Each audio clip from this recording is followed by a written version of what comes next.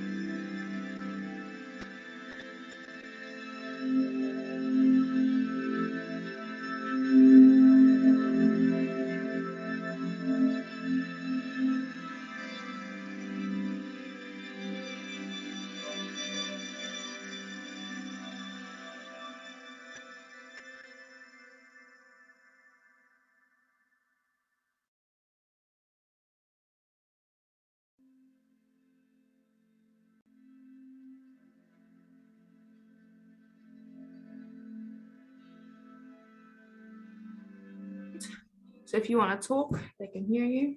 Okay, I'm allowed you.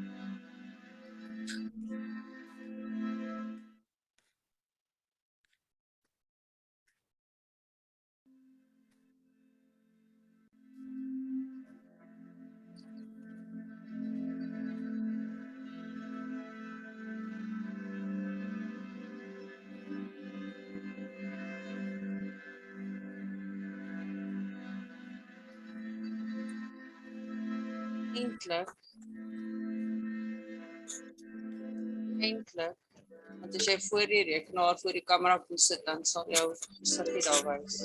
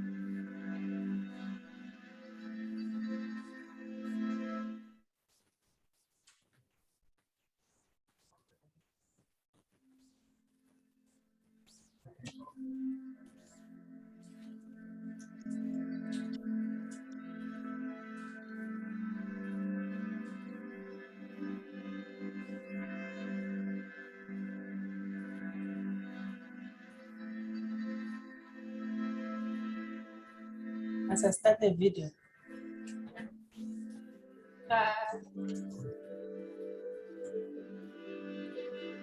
Zaka talking, can you hear anyone talk? No. They're tipping and I quickly say start video, then maybe they can see your face. Now they can see your face there.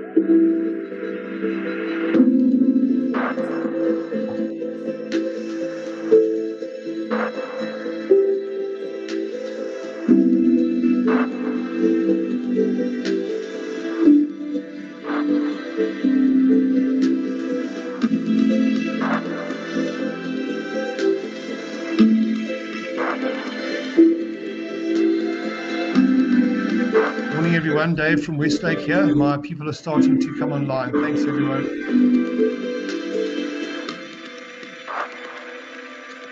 Okay, cool.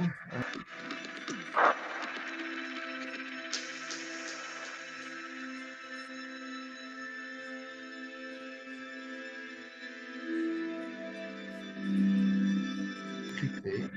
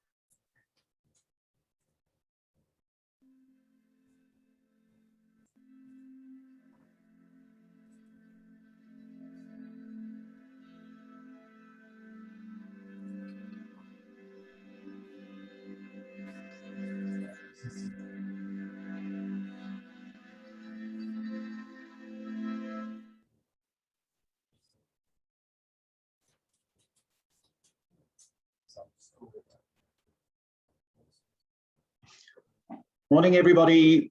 Welcome to this morning's reception training. Just a couple of housekeeping matters. You'll see matters posted in the chat box. There is a link. Extremely important that everybody quickly goes and clicks on the link and just write that. You'll see it's just 3 quick questions: your name, surname, email address, as well as the club that you're from.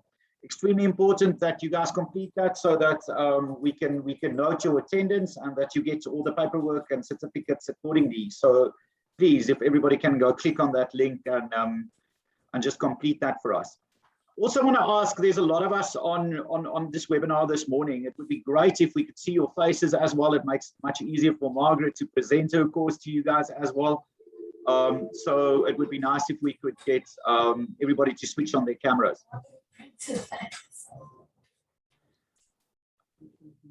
So guys, first and foremost, I'm quickly going to ask, or just ask Grant to quickly chat to us. Grant Hepburn from Gulf RSA. This is a Gulf RSA sponsored initiative to all the clubs in South Africa. Morning, Grant. How are you? Morning, everyone. Nice to see you all. Firstly, thanks to each and every one of you for taking the time to join us this morning. Charles, from our side, from Gulf RSA side, I think it's important that we mention the Department of Sport, Arts and Culture. So they essentially fund us with a few projects, and initially this money was due to be spent only on grassroots golf development for youngsters, but we felt that we really wanted to do something for the staff at golf clubs and to move closer to helping golf clubs around the country. So we convinced them that this type of training at golf clubs for staff would be most valuable. And thankfully they agreed to do that. So we need to thank them for helping us with funding towards this. And obviously with CMASA being the experts in the field of golf training and at clubs, etc., we partnered with CMASA, which we're very grateful for, because it allows us to hand over to the experts in this field to take over and ensure that this training happens. So to CMASA and everyone involved, thank you as well. I know that you will gain a lot of value out of attending these sessions. I wish you well, and thanks for being here, and enjoy the morning. Yeah. Awesome. Thank you, guys. Much appreciated. Guys, before I'm going to hand over to Margaret, if I could just ask that everybody mutes themselves. Love the idea that everybody's cameras are on, but I can ask that everybody mutes themselves so that we can hear the speaker speak. This is now big problem. Before we carry on, I'm just going to remind everybody in the chat box, Matthew has put the link there that you guys can just go click on, just to register yourselves. If you do not register for this course, you're not going to receive the necessary documentation and the certificates that's involved, etc., etc. So if I can just ask everybody to go click on that link and just register yourselves. So if there's more than one person in a room, each one of you need to go click on that link and go register yourselves. Just with your name, surname, email address, and the club that you're from. Thank you, guys. Much appreciated. I'm going to give us about a couple of minutes to just do that. You'll also see that today's presentation is also posted in the chat box. This will also be emailed to you guys after the presentation. So if you've registered there and we've got your email address, you will receive the presentation afterwards. So I'm going to give us another 2 minutes so that everybody can just go click on there and register yourself. Thank you very much. Taylor, do you have to register again?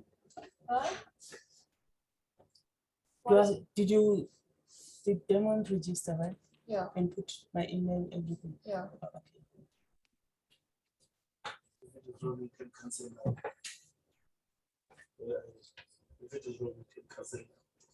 Because if he didn't, I won't.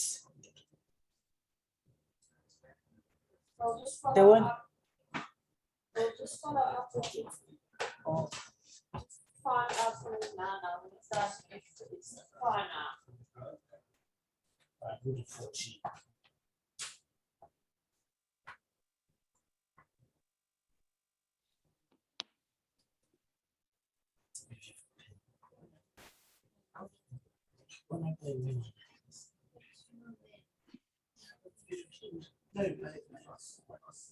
gave you a black one. Oh, is it from this family? No, I thought you kept me the laser.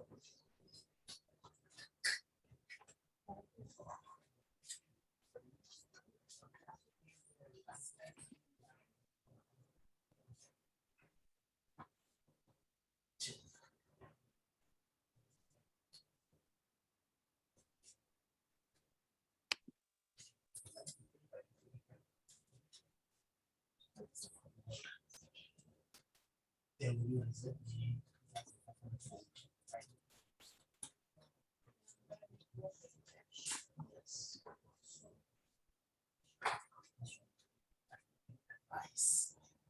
Well, it's still only the last week. So I'll be. Okay.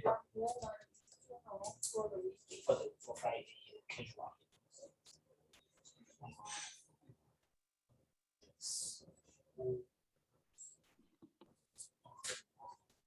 Good, thank you.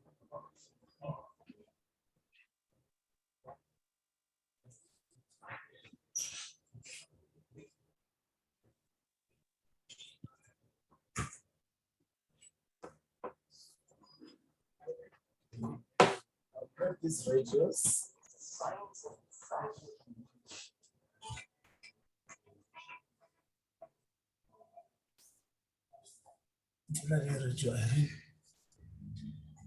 Morning, everybody. For the people who just joined, welcome to this morning's prescription training webinar. If I can ask everybody to just please mute themselves. I am struggling to see here who's chatting. So you guys will see that in the chat box there is a link posted. If you can all click on the link and just register yourselves. It's very important that you register. Each and every person that's on this webinar needs to register with your name, surname, email address, and the club that you're from, so that we can make sure that everybody is recognized for attending the workshop today. I think without further ado, I'm going to introduce our speaker for today. I've been very lucky. Lots of you guys that's on here probably knows Margaret Smith. Margaret Smith is with Dionysus. I've been very lucky to work with Margaret for many, many years in the industry, in the hospitality training environment. And Margaret has also got a wealth of knowledge in the golfing community. So Margaret, thank you for doing this for us today. Thank you, Charles. Morning, everybody. We've got an enormous audience, which is so exciting. And just before we kick off, if I can just ask everybody to mute your mics. If you don't know how to do that, on your screen, on the bottom left-hand corner, there's a little microphone. It says mute. You just need to click on that, and that will mute your mic. Okay. If you're struggling to do that and you suddenly see your mic disappears, it's me. I've muted your mic. So on that score, Charles, can you give me post permission, please? Because I can't share the slideshow. I've given you permission, Margaret. Fantastic. All right. So if you suddenly, please don't feel offended, because I know lots of us are new to the space of digital training and working online and are unsure of pressing the wrong buttons. So please don't feel offended if I mute you or do something like that. See. So thank you, Charles, for that introduction, and Roxanne and the CMASA team, Matt as well. I know you with us today. As Charlotte said, I've got a very long history with CMASA. How long is it now, Charles? It's many years, probably 10. And with Charles even longer. I have done a huge amount of training in the hospitality space, as well as work in the hospitality space, and even managed a golf club. So I do understand the world that you are in. But my background, strangely enough, is actually finance. I'm an accountant, but that was way too boring for me. So I jumped out of that bus about 20 years ago, and I entered the training and development space, which is really where my passion lies. So I will be, as we work today, I will be using practical examples from the world that you find yourselves in. And I'm not talking to you purely from a textbook. I'm talking out of experience, because I've been there. I've been in your shoes. I know what it's like to deal with these golfers and these customers, and it's not always an easy job. Hey, it's not always pleasant. However, we need to remember that they are our customers, and we want them to come back and keep coming back, and to bring their friends, because in so doing, it secures our jobs and it protects our club as well. Okay. So it is a very big group. So we're not going to have time to go around the group for everybody to introduce yourself. So please forgive us for that. And please understand that you are very special and you're very welcome. But in the interests of time, we can't go around the room. But I can see you, or you're all beautifully on screen. Some of you have taken your photos, your cameras off. If you wouldn't mind putting your cameras on so I can see you for a moment and say good morning. Again, to put your camera on, bottom left-hand corner, there's a button that says stop video.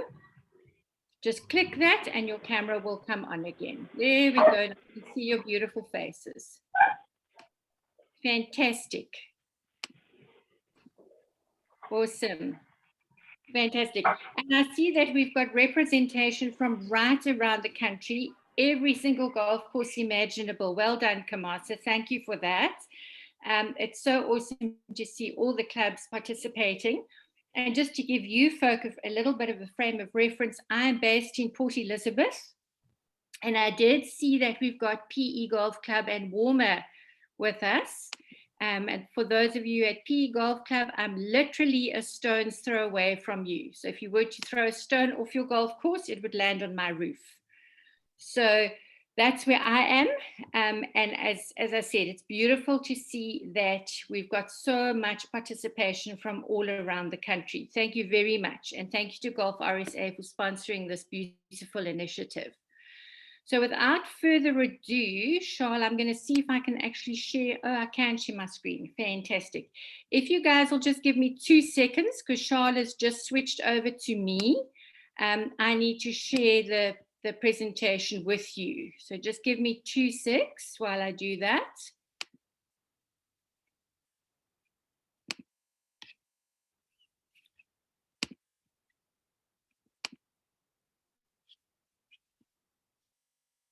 Charlie, you have shared with me, hey?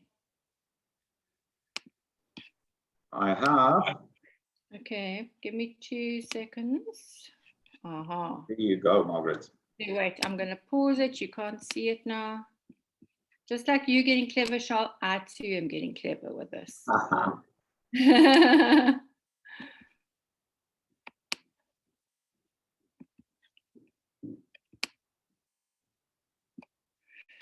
Okie dokes. I just want to see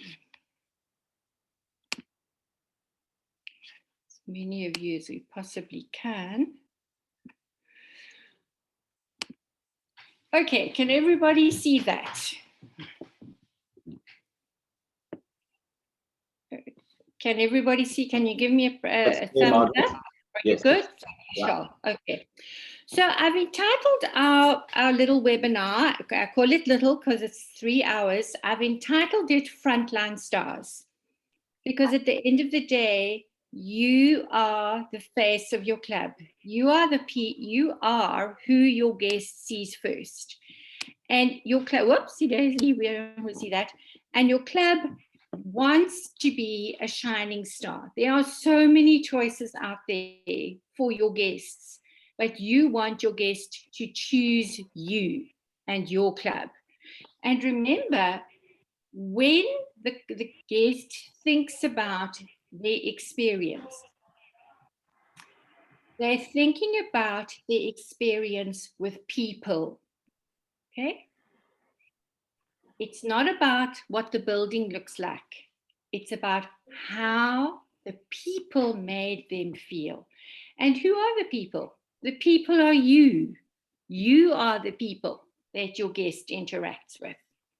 So today's presentation is called Frontline Stars. We're very thankful to Grant Hepburn of Golf RSA and the sponsorship for this workshop. So wonderful. I'm very grateful that they have come on board to assist us today. So when this workshop was put out there, we gave you a little bit of an overview as to what you were going to learn, the kind of things that you were going to come up against. And we've aligned this to a unit standard. So for those of you who understand a little bit about the training and development space, A unit standard is really a subject which forms part of a qualification. And this is aligned, which means that we have stuck to the content. You will not be getting any credits for attending this workshop because you are not doing a portfolio of evidence. However, you will receive a certificate of attendance. And that's why Charles needs you to fill in all of that information about who you are, your ID, your club, etc. So what are we going to learn today? I'm not going to read the slide. I'm going to talk through it. We're going to learn about how to make our customers feel special. Okay? How and why is the customer so special? Why is customer satisfaction so important? And how do we organize? How do we be prepared in order to make our customers feel special? Okay, so that's really what we are going to cover in this webinar that we're going to be doing for the next 3 hours. So, has anybody got any questions that you would like? So to ask questions, you obviously do need to unmute yourselves. Has anybody got any questions?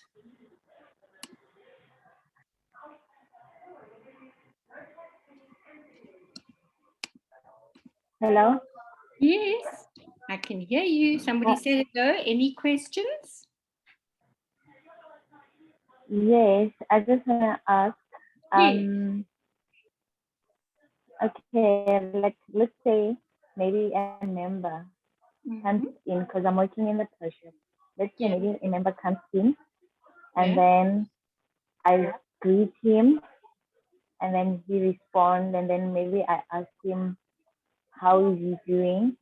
Yeah. And then he said, yes, I'm good, thanks, and you? And then I'm saying good, and then I'm helping him nicely.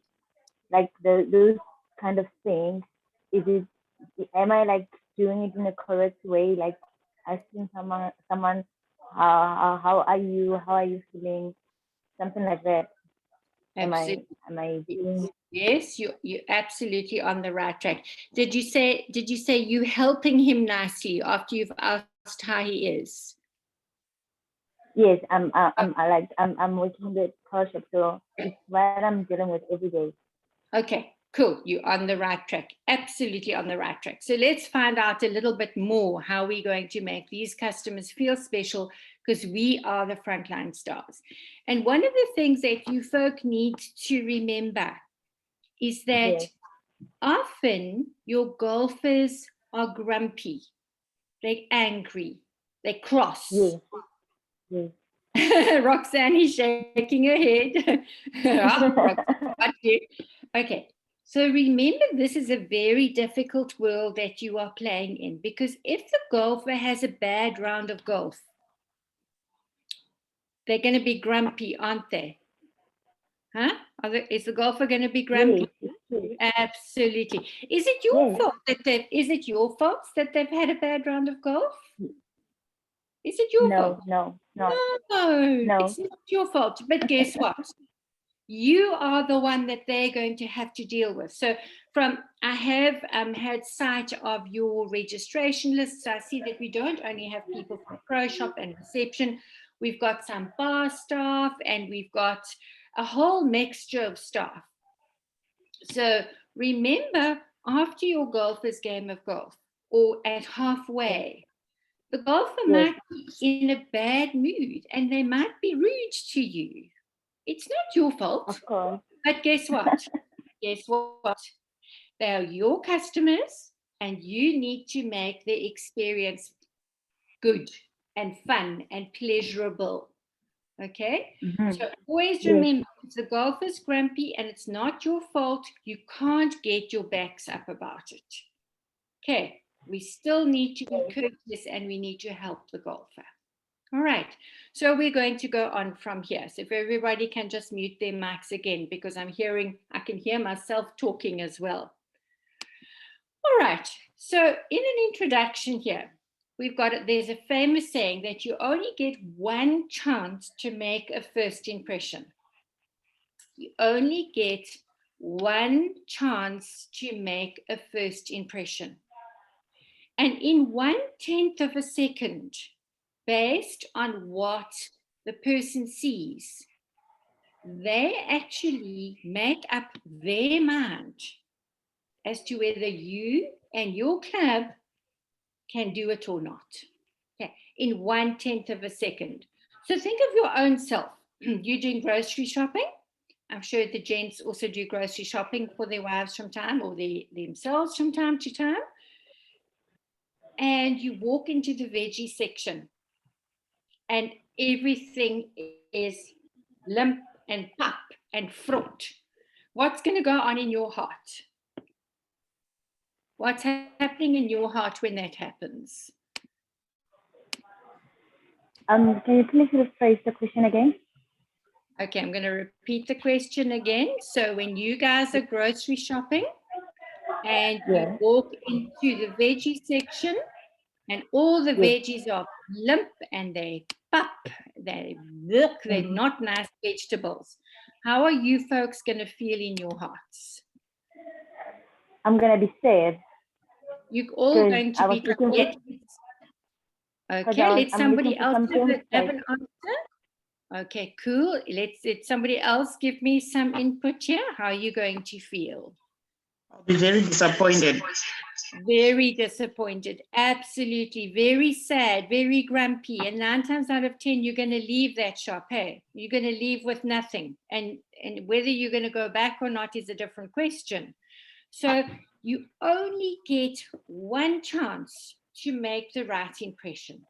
So if the golfer walks into the bar and the barman is slouching on the counter because he's now tired. Can you see me slouching here? I'm very tired. Okay. What is the golfer going to think? Huh? He's going to be grumpy, hey, because you can't even stand up and greet me with a nice smile. Okay. So remember that you only get one chance to make the right impression. And you need to make a good impression. Okay, so when you see your customer, there needs to be, your face needs to be alive. It needs to be awake. There needs to be a smile on that face. Because you need to be happy to see that customer. Okay? You've all just experienced some terrible times because of COVID, haven't we? There's been loss of income, there's been loss of jobs, there was short term, there was a time last year when you couldn't work at all. So our customers went away and that impacted on our jobs, didn't it? So that impacted on our salaries. So we need to understand that the customer, our golfer, or a non-golfer, because many of your clubs do conferencing, limited at the moment, but when we're back to normal after COVID, you do events, you do conferencing. So our customers are our most important people. We want them to come through the door. We want them to be happy. We want them to keep coming back. Because at the end of the day, they are the ones to keep the doors of our club open. Okay. So we need to promote the image of our organization. So I want you just to think for a minute about your club and your organization. What kind of image does your club want to put out there to the world? Think about it for a moment. What kind of image does your club want to put out there? Who can answer for me? Let's get somebody else to answer for a second. A good golf course. A good golf with course. A good employee. Yes. And a good employees with positive energy. Yeah, good. This is good. This is good. And what else does your club want to put out there? What other image do we want to put out there? Good morning. Good morning. Who's that? Please just give us your name when you start talking, so we know who you are. My name is Abigail Strauss, and I'm from Linus Golf Club. Thanks, Abigail. Tell us about the image that your club wants to put out there. I would say a warm welcome feel, and to make your golfers feel at home. Not home, but you must. Second home. Yes. A home away from home, absolutely. A warm welcome feel. Who else can tell me what image that your organization is wanting to put out there? I always love phoning the Houghton Golf Club because how does Robbie, the recorded message of Robbie, your GM speaking, how does he answer the phone? Welcome to Houghton Golf Club. And then what does he say? Who's from Houghton? Or maybe Roxanne, you can help us as well. You were at Houghton. Step into the extraordinary, Margaret. Absolutely. So that is the world that Houghton, or the image that Houghton Golf Club is wanting to put out there.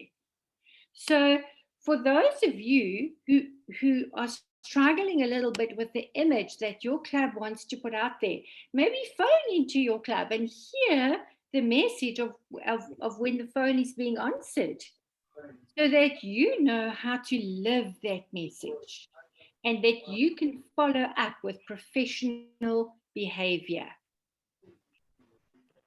Okay. Somebody, Bussy, are you struggling to unmute? Charles? No, I'm sorted now. I was just waiting for you to give me a chance. Yeah. Oh, sorry, Bussy. Sorry. No worries. Okay, cool. You wanted to say, Bussy, you were going to give us what message Robbie answers with. Yeah, but as someone did answer that, I just want to say that at Watching Golf Club, we just want to, because we have different kinds of people that come here. It's not only people who come here to play golf. Yeah. You also have some people who come and have lunch. We just want them to know that this is an amazing space for them to come anytime. Yeah, that's how we treat our people this side. Absolutely. And it needs to be an amazing space, no matter what yes. club you are. Your club needs to be home away from home, as somebody had said, and it also needs to be an amazingly warm, welcoming, relaxed space. That's what you're wanting to create. It needs to be a happy go-to place. Okay, so let's move on to our next slide. All right, so immediately, remember, in the first 1/10 of a second, people, based on what they see, decide whether you can do the job or not. So we need to look good. We need to sound right and deliver the required standard. So in your club, do you know what your service delivery standards are? Are you trained correctly to deliver the service standards of your club?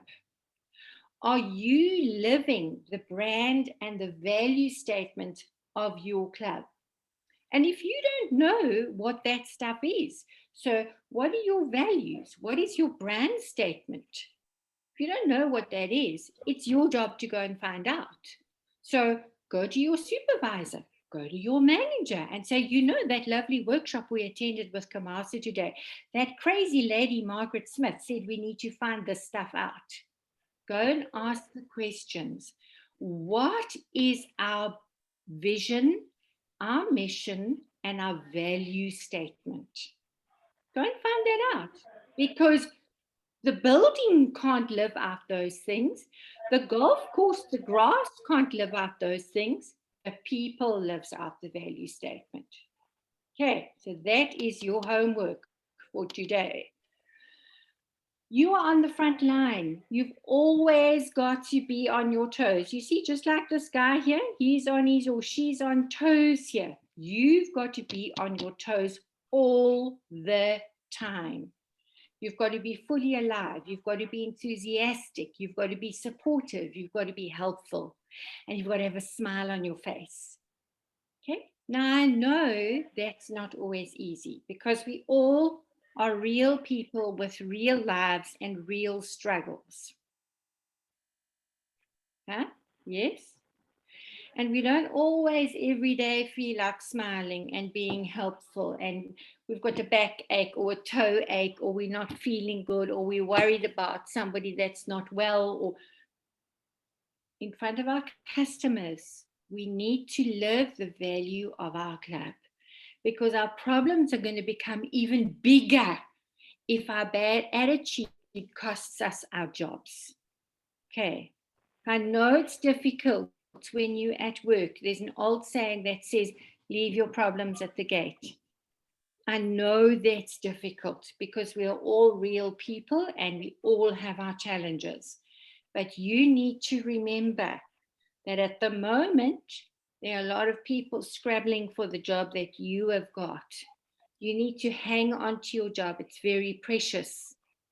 So you need to be fully engaged when you are there at work.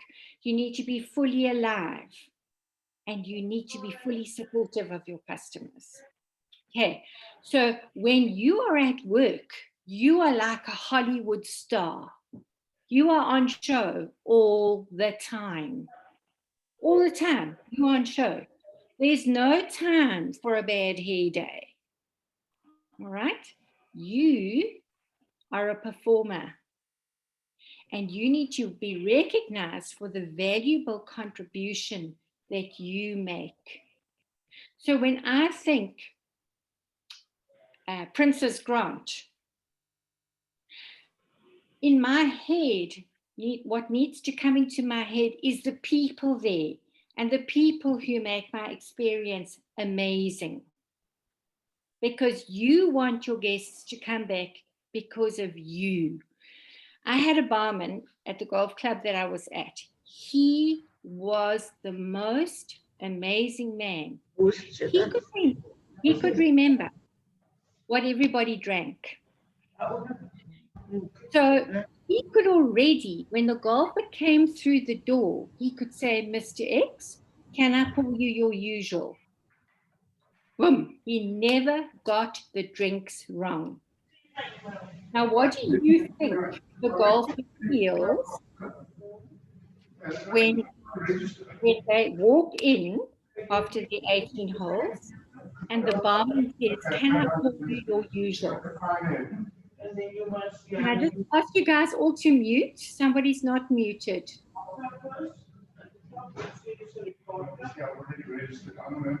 I'll quickly have a look, Margaret. Okay, thanks, Doll. Thanks, because I can't. Okay, so how do you think those golfers feel when they walked in after their tough game of golf and my barman Cedric could say, can I pour you your usual? And he gets the drinks right. So-and-so doesn't like ice in his whiskey. That one likes his whiskey poured in this way with the water in the carafe. It's got to be tapped into chilled water. He remembered it all. But the guest feels special. They feel welcome. They feel special. And this particular barman could push sales like you can't believe, because your guest is feeling special and the drinks can just keep flowing. I mean, he would watch the glasses and then he would say, can I top your round up again? And without asking, boom. The children, man, over weekends, he would know this one has cream soda and chips, that one has that one has that. He would know. So what is that doing?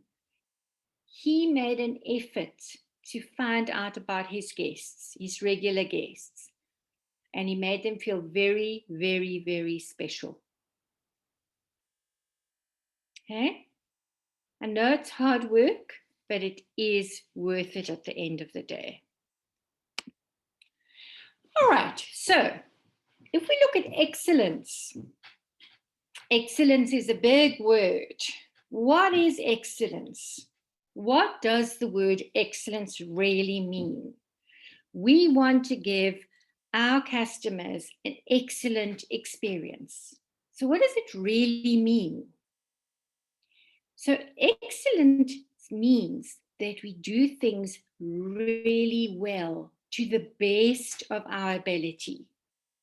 So for those of you who can remember back to your school days, or who've got children that are at school, when did the children get a gold star on their test?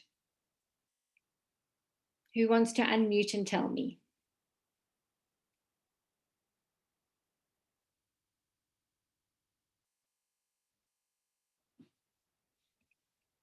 The children get a gold star. So usually if they get like 10 out of 10. Absolutely. And then what does the teacher write? The teacher writes, excellent. So the gold. Outstanding. Outstanding, absolutely. So if we go back to our first slide here, what is this gold star? A gold star is excellent, outstanding. It's 10 out of 10. It's 100%. Okay, so excellent means we do something really well and we get positive results. Okay, the word positive at the moment's not got a good connotation because of what we're going through with COVID, but positive results means we get it right. We have a happy customer, a happy guest. We give it our best shot, not once a day, all day. Okay, every single day for all 8 hours that you are at work. You are giving it your best shot and you are working to the best of your ability. You constantly are displaying positivity, passion, determination. Okay, what do we mean by those big words? It means that I approach my work in a positive manner. If I'm passionate about what I do, it means that I love what I do. Now, I left the corporate world almost 20 years ago, and I opened my own consultancy firm, and as Charles said, I work with Dionysus. But because I'm very passionate about what I do, I'm very passionate about teaching people. So for me, it doesn't feel like work. So even if I have to work through the night to prepare for something for the next day, it doesn't feel like, oh my word, do I really have to do this? No, because I'm very passionate about what I do. I'm determined to do a good job. So are you passionate about what you do? Are you determined to do a good job? Because if you are determined and passionate about what you do, it's going to show. Your club is going to benefit. You are going to benefit. Your family are going to benefit. But if I'm like really bored and I hate what I do and I schlep around and I drag my feet, am I going to benefit? No. I'm going to be out the door in no time. Okay. So if we think about things that are excellent, things that are excellent is something that is great, something that is special, something that is extraordinary. And that's what you want to give to your customer. Okay. You need to make the customer's dream of a fantastic experience come true in terms of, okay, I had a bad game of golf today, but you know what? When I went back in for a drink or a meal, the experience that I had was great. I was greeted with a great attitude. I was helped. I was attended to.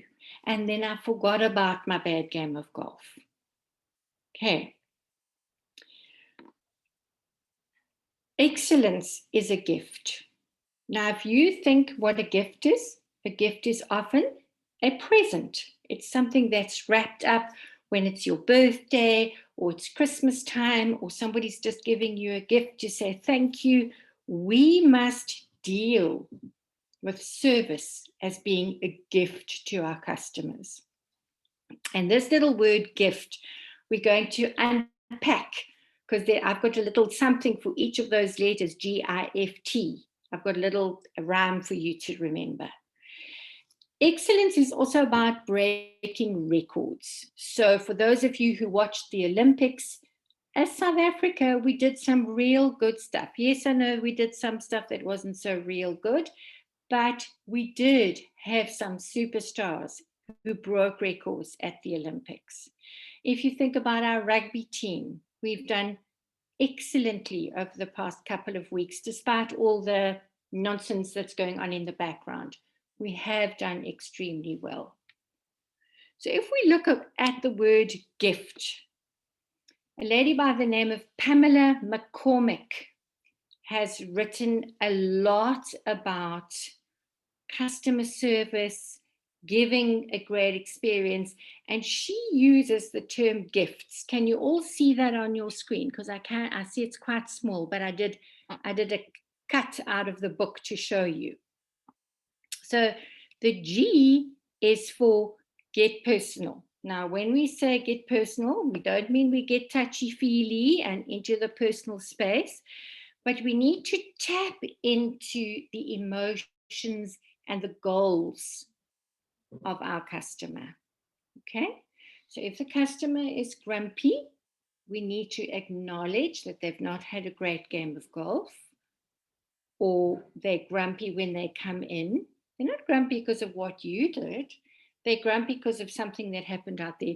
But you are the one that can actually defuse that situation. We need to interact with our customers. Okay? And again, when we talk about interacting not on a personal level, we can inquire about the game of golf. We can inquire about how their day has been. How did it go out on the field? Is there anything that can be done from the club's perspective that you can feed back to your team to improve their experience? Okay, FaceTime. We need to be expressive. Our faces need to be alive, okay? So that's the smile. It's the eye contact.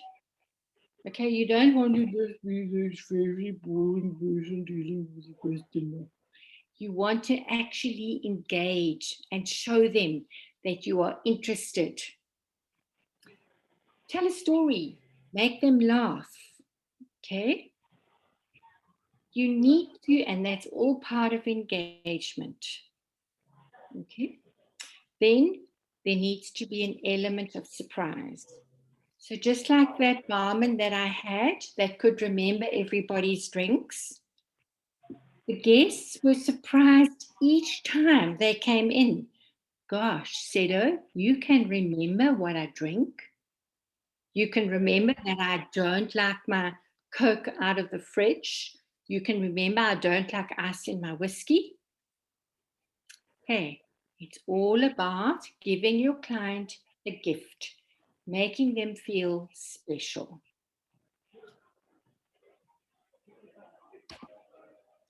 Okay, so excellence top 10. And I've got a little post here all about grit. Do you guys know what grit is? Not that the dust on the golf course or the dust in the car park. What is grit? Who can tell me if you've heard the term grit?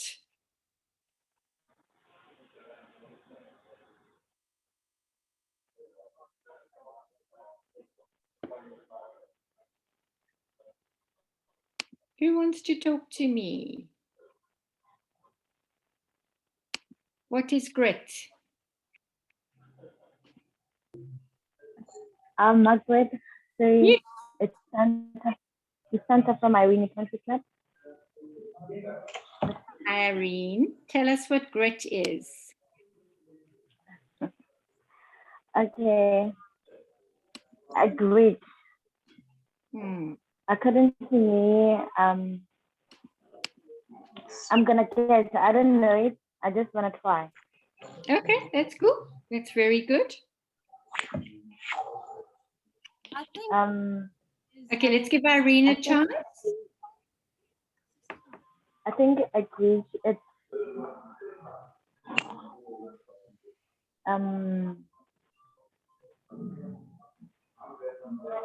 like a warming place. I don't know. I'm going to let somebody else have a quick try, Irene. Who else wanted to try? Hello, I'm Neni Sitole from the Wanderers Golf Club. Yeah. I think it's the courage to resolve problems. Okay, that is a good, yes, we're halfway there. Who else can give me an idea of what grit is? Hi, I'm Monia from Hermanus Golf Club. Hello, Monia. I think it's being determined. Yeah. Yes, being determined, able to push through despite challenge. So, okay, can I ask you guys to all mute, please? Somebody.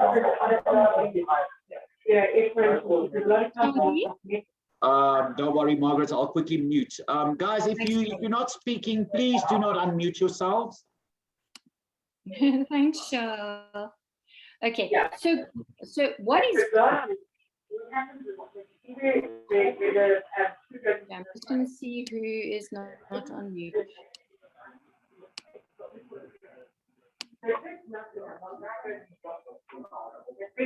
Oh, Zanab Johnson.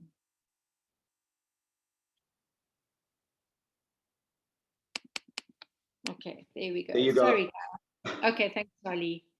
Okay, so what is grit? So grit is that determination to push through. So grit is the abilities that despite what's going on, you're gonna push on and you are going to succeed. So grit is having the courage to push through no matter what the obstacles are, because it's worth it. So often, and again, we find ourselves in this space at the moment in the world that we're in. COVID has changed a lot of things for everybody.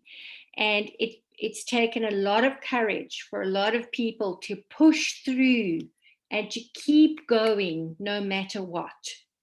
And grit is part of excellence. Okay.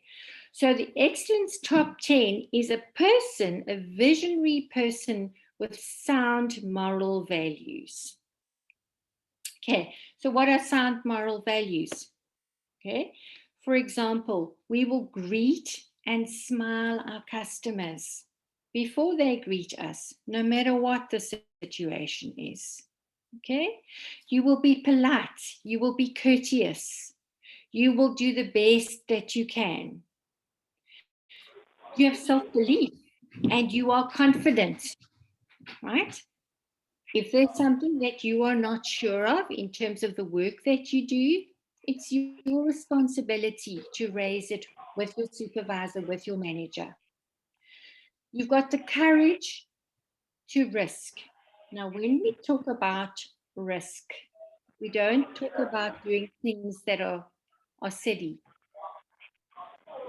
But you've got the courage to take calculated risks. And when we talk about calculated risks, we talk about things that you have thought through that could possibly improve the situation that you find yourself in.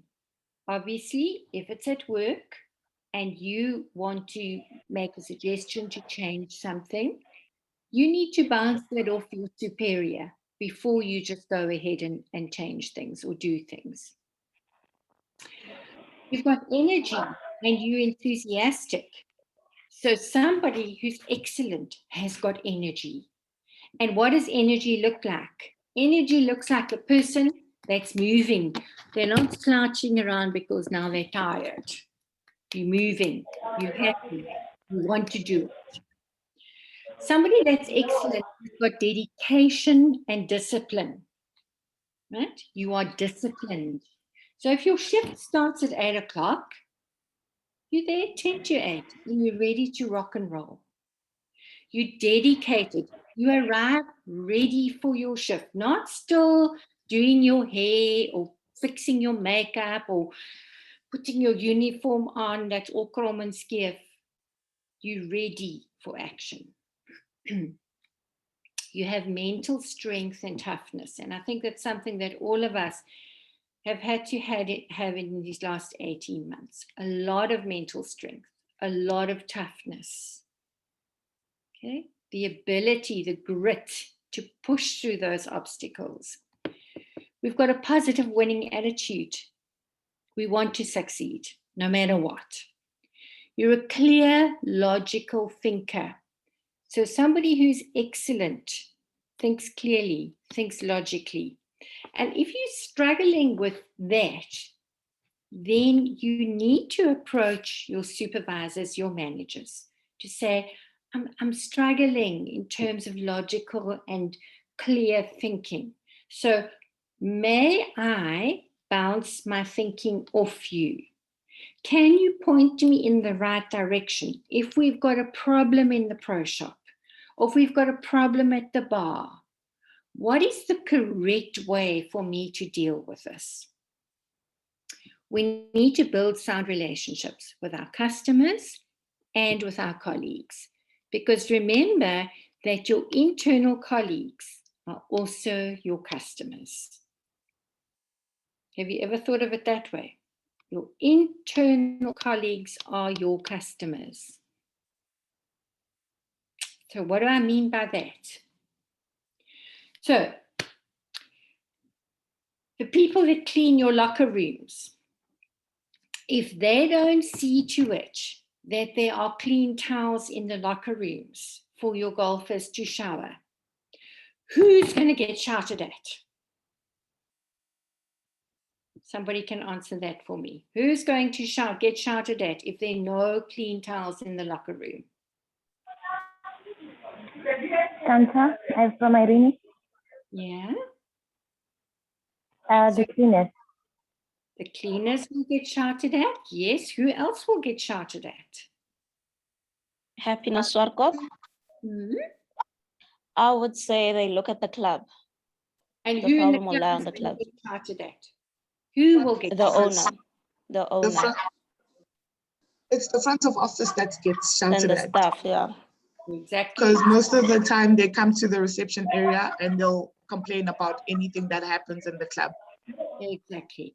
So reception, your front of house, your pro shop is going to get shouted at. And it's not your job to put them clean towels in the locker room, is it? Not your job. So why must you get shouted at? Well, I've got bad news for you. You as a club are a whole, and you are one another's customers. So if the lady or gent responsible for putting the clean towels in the locker room doesn't do their job properly, they are not serving you, who's client facing, properly.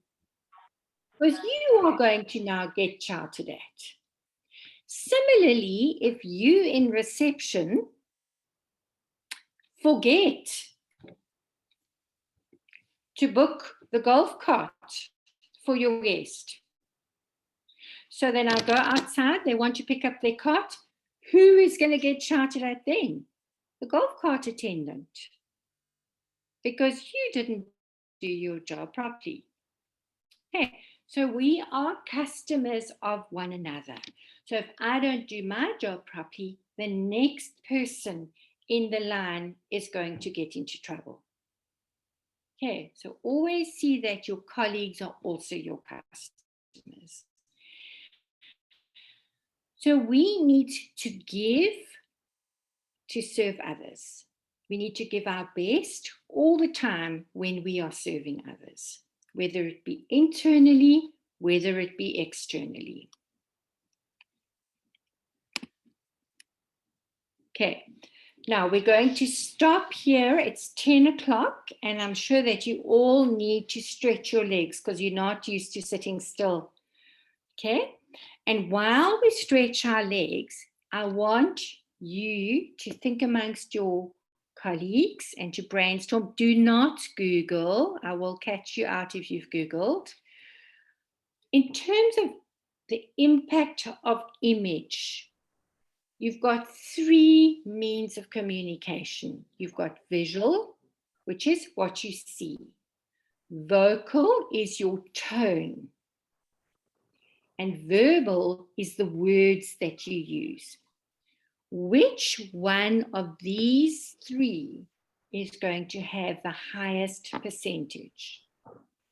And I want you to try and guess for me what those percentages are.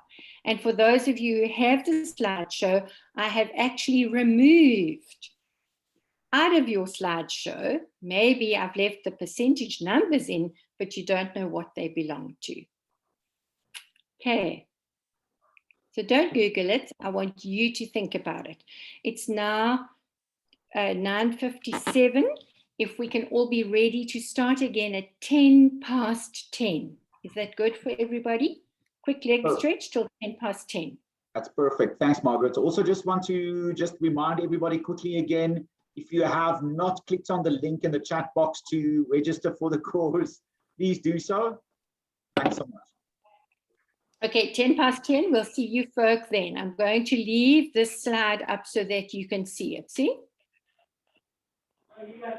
Sorry, Margaret. It's Tansa from Irene. I'm struggling with the network. So can you please rephrase your question again? Oops, unmute myself.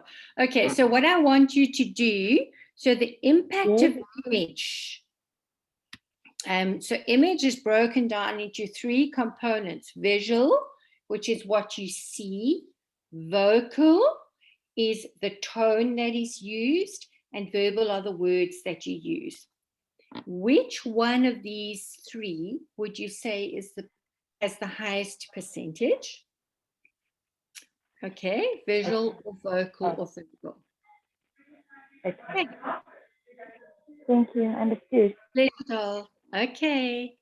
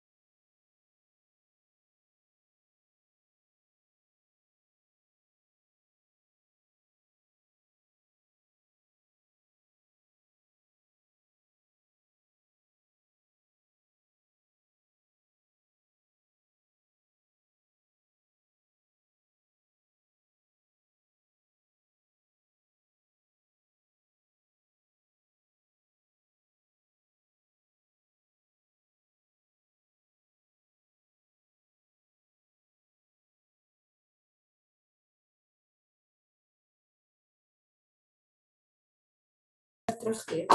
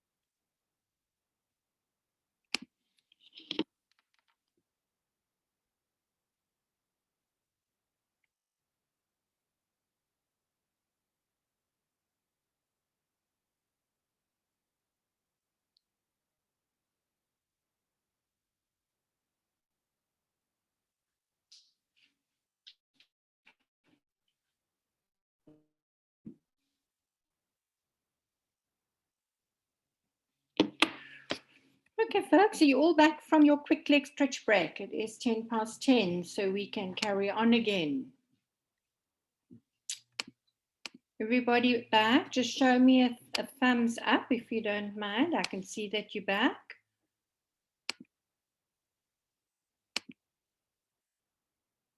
Or you can even put your cameras on, because then at least I know you're there. Thank you, Pam. I can see in Pam Mabry's block. I've got a thumbs up.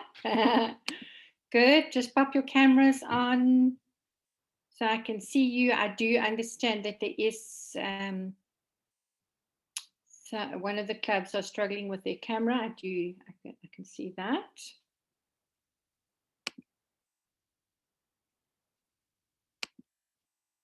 Awesome. All right, let us carry on. In the interest of time, we do need to continue here.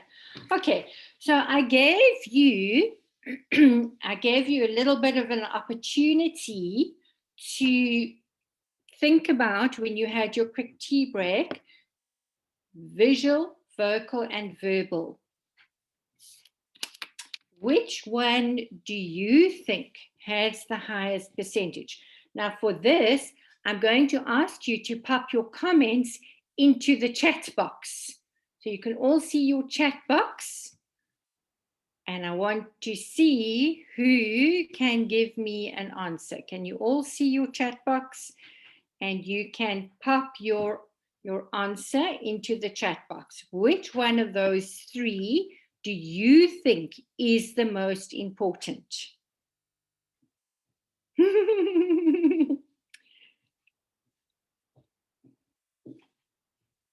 Cool. So I've got an overwhelming. Hold on. Okay, they're coming through here thick and fast. So some of you are saying visual, some of you are saying verbal. Okay, Bosie's saying verbal because you can feel the sound of somebody's voice. Vocal and a quick poll, we would say that visual is coming out tops. So if we go to the next slide,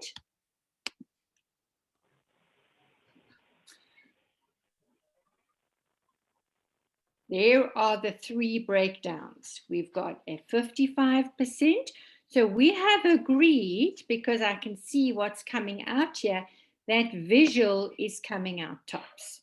So 55% of communication is based on what you see, which is visual. Sorry, Margaret, I see Noshimundi has put up her hand there. Okay, thank you, thank you. Do you want to give us, sorry, thanks for that, Charles. Yes, Noshimundi, do you want to give us your input?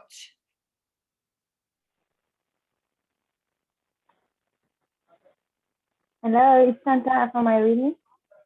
Hi there, yes? Yes, I'll go with visual. You're going to go with visual. Awesome, thank you very much. Okay, so 55% of communication is visual. It's based on what we see. So now it gives you the rest of the guess. Something is 7% and something is 38%. How are you going to determine that? Again, put your answers in the chat box for me to see, so that we don't miss anybody. Pop your answers in the chat box. Okay. Again, Irene, sorry, I've never used the Zoom before, so I don't know where to go. Okay. Okay. All right. So quickly tell me your answer. Which one do you think?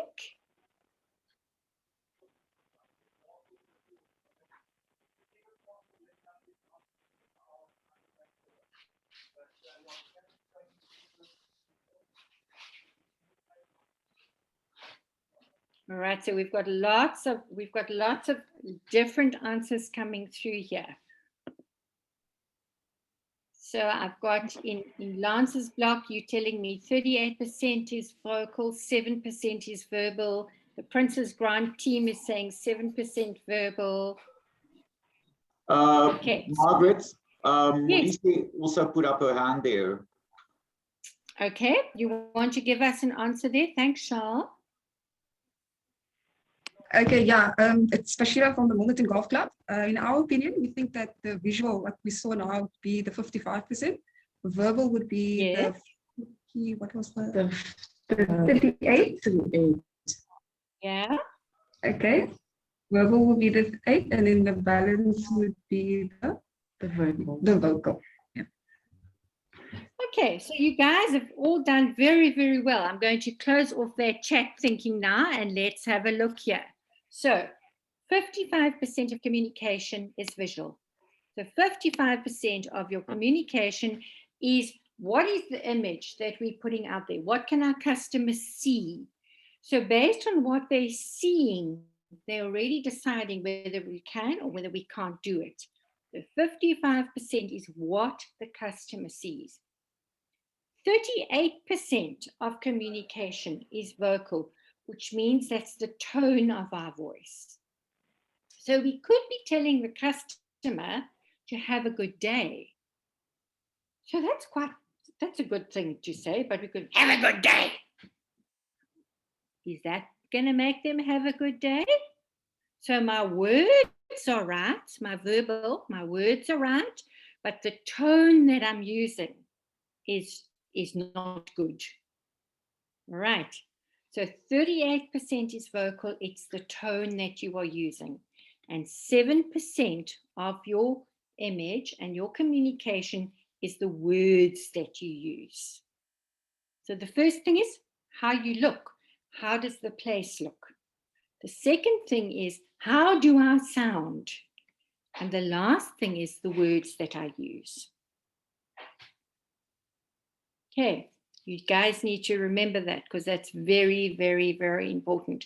So even if I'm answering the telephone, the customer can hear through the tone of your voice. They can't see you, but now the tone of your voice is going to create the picture in their head. The tone of your voice is going to tell the customer whether you're interested in them or you're not interested, whether they're just a pain for you. Okay, so let's go to our next slide. So what is the impact of image? We live in a visual world. We live in a visual world. People like to see good things. Okay, based on what we see, we decide whether this is a good experience or a bad experience. Like going to buy your vegetables in the veggie shop and they're all upside down. Okay, so your eyes focus on good and bad things, and they create feelings, and your feelings lead to judgment. So do we want a good judgment or a bad judgment? And it all comes out of what are our eyes seeing? Our eyes decide whether this is good or bad. We make unconscious evaluations and decisions based on what we see with these two eyes. Many of our customers that we deal with are very image conscious. Okay, think of your customers, very image conscious. Always got the best golf clubs. They want the best golf balls. They're wearing the best brand label clothing. Am I right? Am I wrong? They're driving the image cars. So image is all about what am I putting out there into the world? What picture am I creating in this perfect world? So therefore, the customer wants to have the perfect experience. Does that make sense to everybody? Okay, I'm seeing nods of heads. Good. All right. You only get one chance to make a good first impression. So if I'm like this person in this block here, they are not making a good first impression. But if I'm like this lady here, she's sitting up straight, she's neat, she's tidy, she's got her notebook and her pen, she's ready for the customer interaction. So who do you want to be? This one that's asleep or that one who's ready for the customer? All right, so we need to ask ourselves some image questions. What is the person going to think when they first meet me? Okay, if I was meeting myself, what would I think? What is my face telling my customer? Is my face putting out a happy message or a sad message? A grumpy message or a I don't care message? Your face is the window to your world. Are you projecting yourself with confidence? Are you up tall, up straight? You confident? Now, believe it or not, so we all, I know a lot of you you're at work, but I'm at home. So from here, from my waist down, you can't see me. I could be sitting here with my pajama pants and my slippers on. Hey. But I'm properly dressed because that helps build my confidence and it puts me in the right space to be working with you today.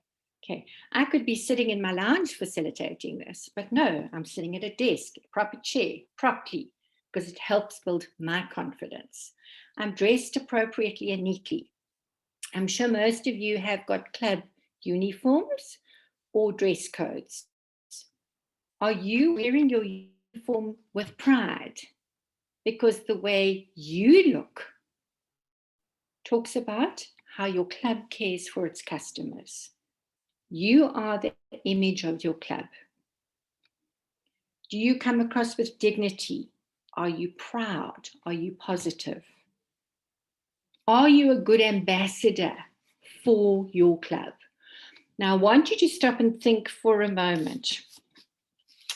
When you walk through Woolworths, when you're in the shopping mall, what do the people that work in Woolworths stores look like, behave?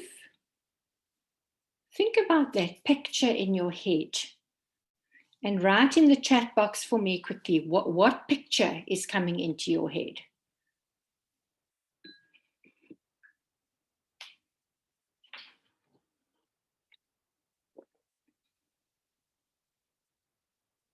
What picture comes into your head? Neat, friendly, yeah? Neat, friendly.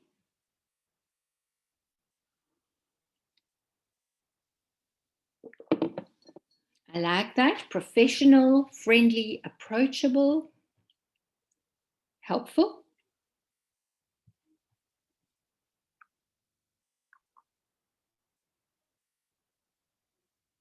Always well-dressed and neat. Presentable and united as a team, absolutely. So from the chats that you're getting, and you're all seeing those chats, you are seeing that they are friendly, they're neatly dressed in black, they're always neat, they're always clean, they're always professional, they're creating, well done guys, I'm going to close off the chat now, well done.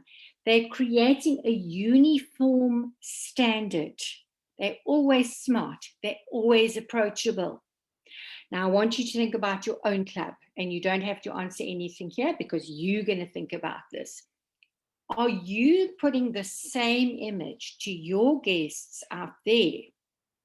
Are you making them feel the same as what you would feel when you walk through a Woolworths store and look at their staff? Their staff are always 100% neat, tidy, beautifully dressed, beautifully groomed. Are you creating the same look and feel for your club? Okay, you answer that in your own head. So, are we dressed properly? Are we dressed neatly according to what our club standards are? Do we have dignity? Are we proud? Are we positive? Are we energetic? Do we show enthusiasm? Are we excited to serve our customers?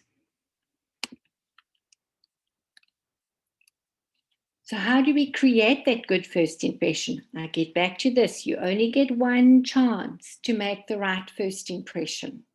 Okay. So on a visual level, you are judged by what your customer sees. Okay? As they walk into your environment, they're already judging. Can you or can't you do the job? Just like you do when you go into anywhere, you're already deciding based on what you see. Am I going to have a good experience or a bad experience? On the phone, there's no visual.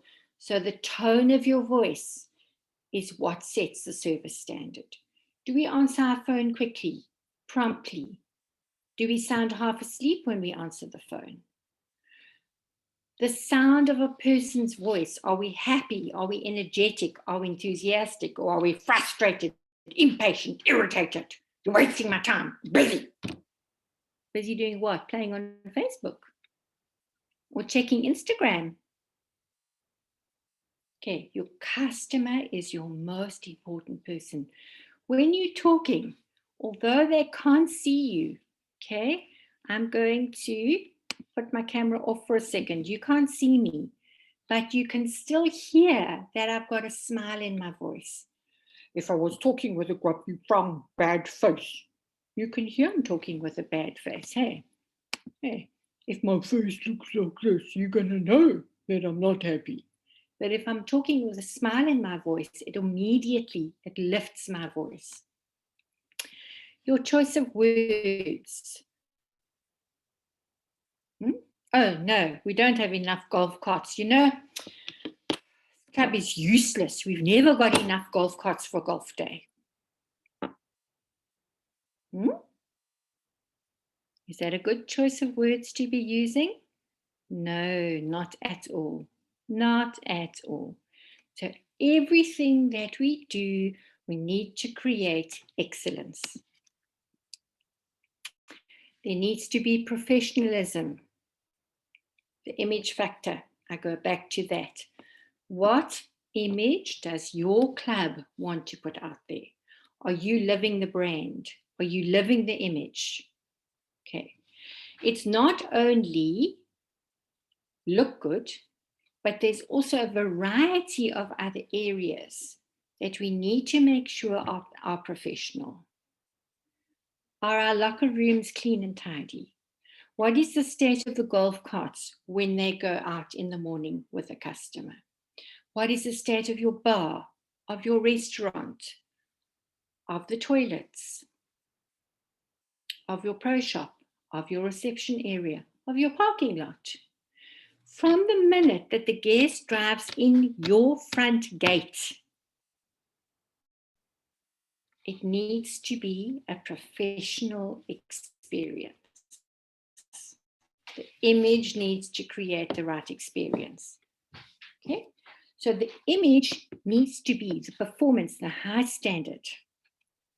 And if we are operating on high standards, we will deliver great results.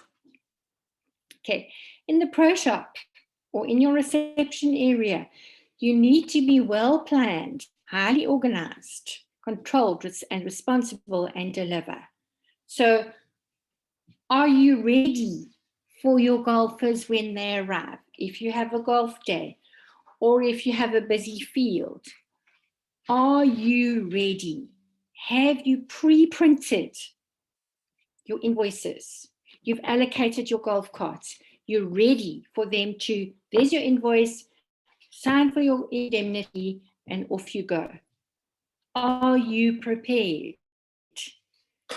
Because you don't want your client backing up. Now they're going to miss their tee-off slot, which is going to make them super grumpy because you are not prepared.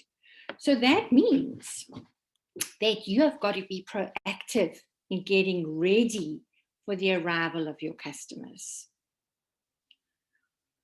Are we punctual? Are we patient? Are we polite? Are we proactive? Are we positive?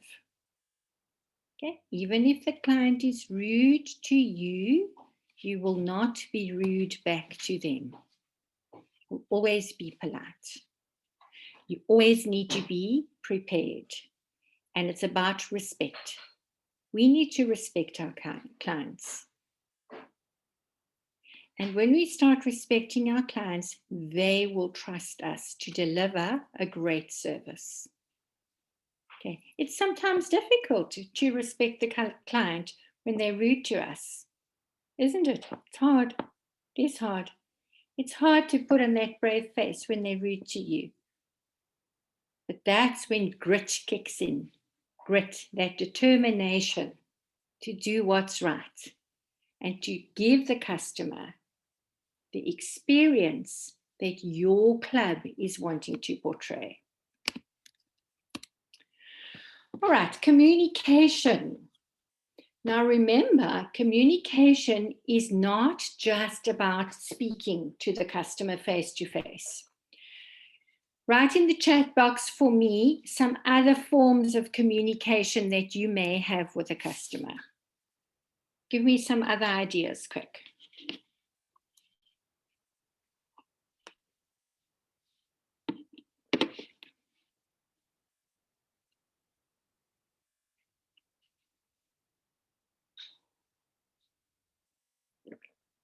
Okay, we've got email, corresponding via email, yes.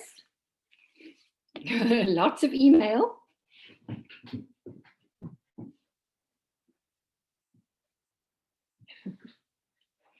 WhatsApp, yes.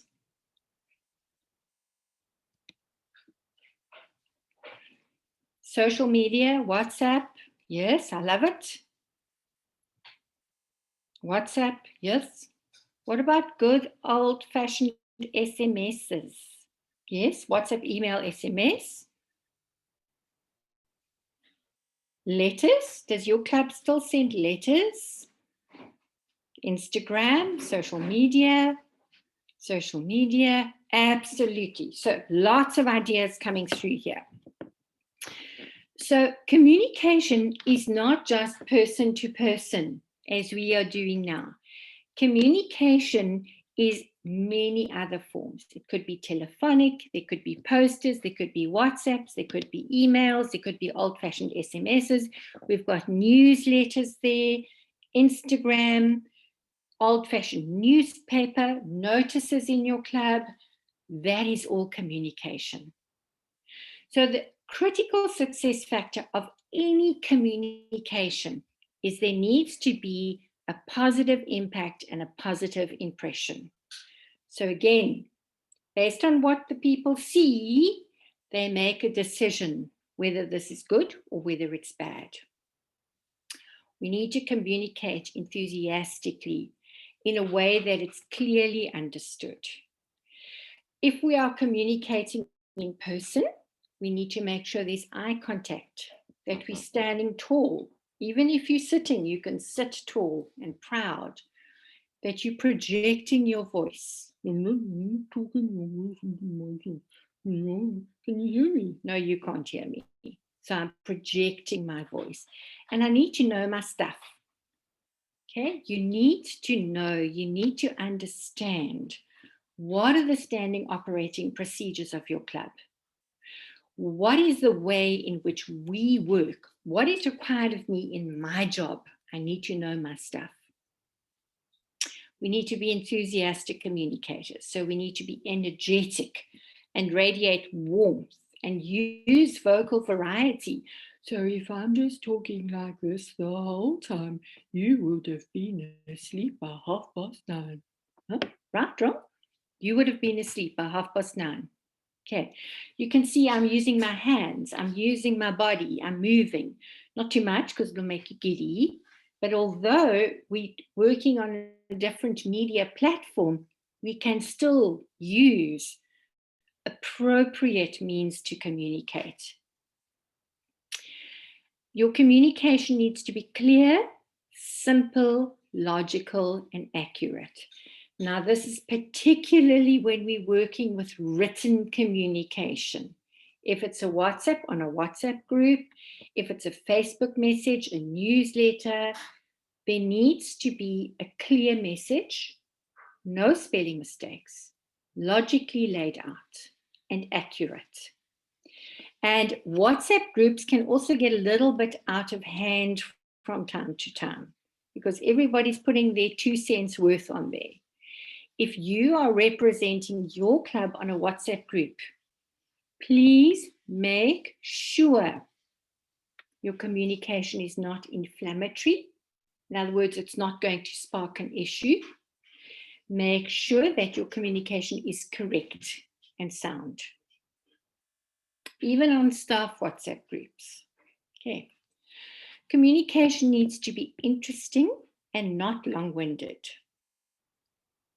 Okay, there's an Afrikaans, for those of you who understand Afrikaans, there's an Afrikaans expression called, and it's kort en kragtig, short and powerful. So your message doesn't need to be this long, it can be this long. It must be short and it must be powerful. You don't have to do big messages because people get bored reading those. Telesale champions. So most of you take bookings on the telephone, don't you? We work on the telephone. So do we understand how our club works and its systems? Do we know how to use our computer systems that we are using? Are we trained? Are we confident? You don't want to waste your guests' time because you don't know what you're doing. Do you know what your prices are and your products are? What's your backup plan if the computer goes down or the network is slow? Do you know your prices and your products? So the most common questions that you get asked on price. Who wants to type in the chat box for me? What is the most common price you need to know?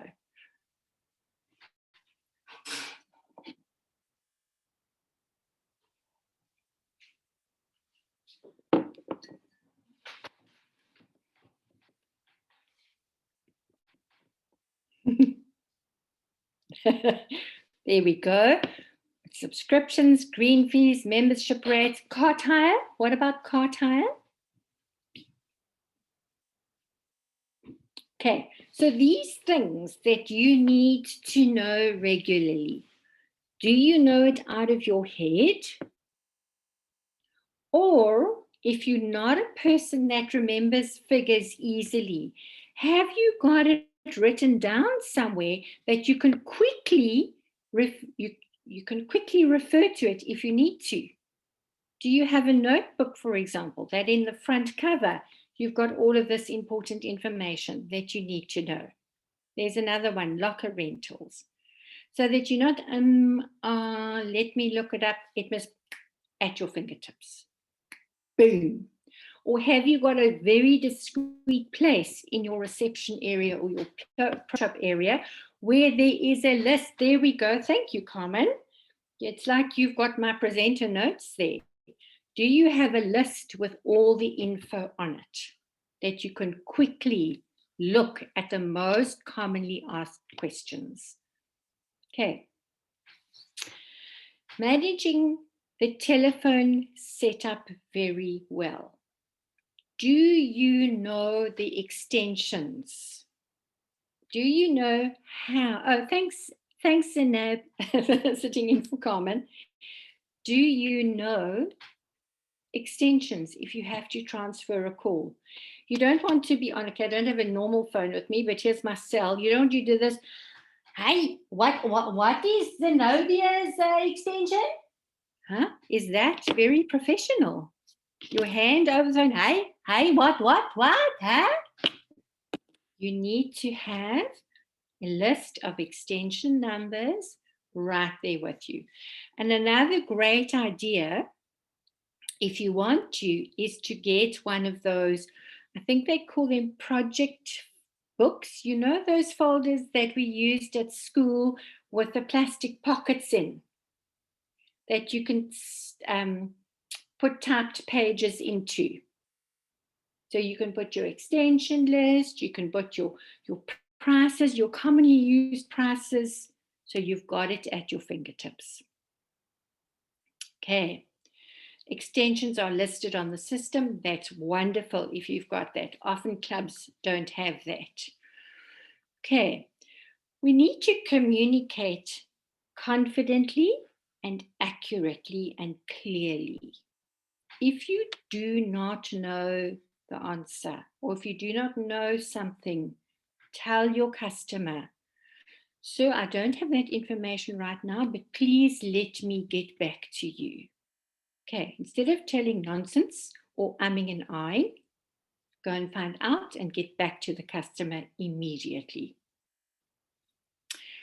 You need to come across positively and in an energetic manner. I know I've said this over and over and over again, but we need to drum that into our heads. We need to listen to the customer and we need to be polite. So listen to what the customer is wanting. Even if you have to have a pen and paper, and you write down notes as the customer is talking, because then you can refer back to those notes and don't have it on a scrabby piece of paper. I'm sure that you all have notebooks that you work with. And once you've done something, you cross it off in your notebook. Okay. All right. You need to respond in a professional manner. So when we are talking to the customer, we need to respond professionally. We need to deal well with difficult situations. And we need to treat people professionally.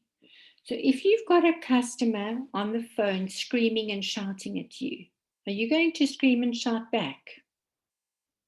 No. You're going to be calm. You're going to remain calm.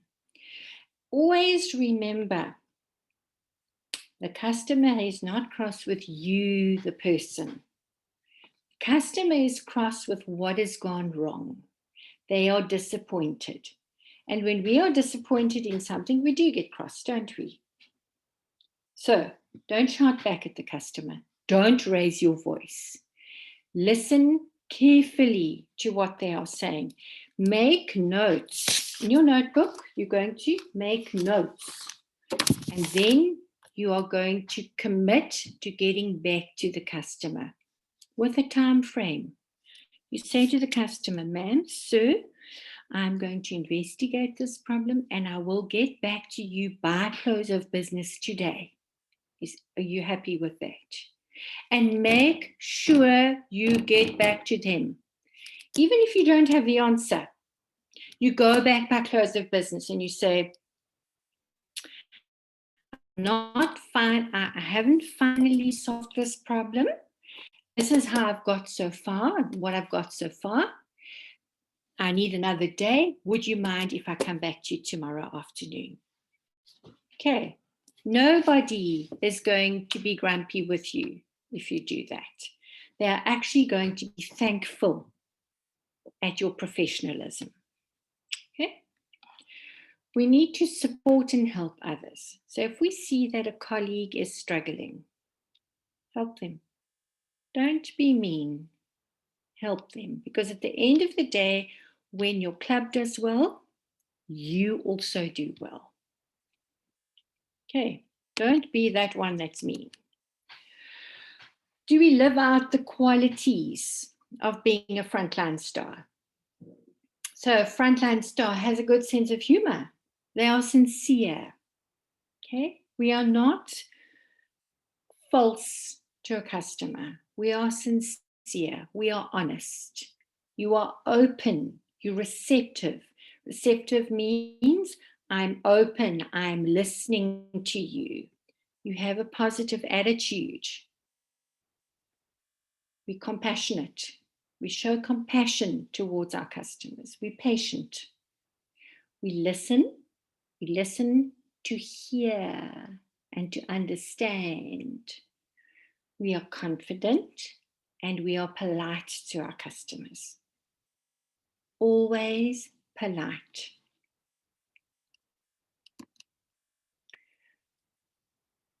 We need to build trust, because at the end of the day, relationships are about trust. And how do we build trust? You see, look at all these Alsatians and this little kitty cat walking down the road. Ding, ding, ding, ding, ding, ding, ding. Okay? You need to deliver on your promises. So if I promise to do something, I must do it. You must maintain confidentiality.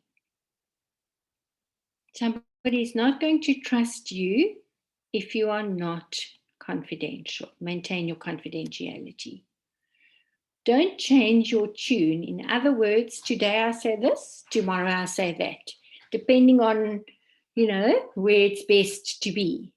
Ek is 'n twee gat jakkals, nee. You guys know that saying, 'n twee gat jakkals. I go into two places. We're not like that. If this is the path I'm taking, that's the path I stay on. I remain faithful, no matter how tough it may get. Don't continually check up. So what does that mean? If I've given you a task to do, and I've said to you the deadline is 4 o'clock today, I'm not going to come to you at 11 o'clock, 12 o'clock, 1 o'clock, 2 o'clock, 3 o'clock, 3:45 to ask you if the task is done. I've told you the deadline is at 4 o'clock, and I'm going to trust that you are going to meet that deadline.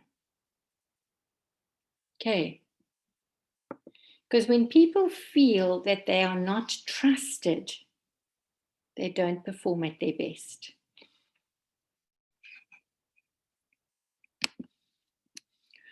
How do we gain respect?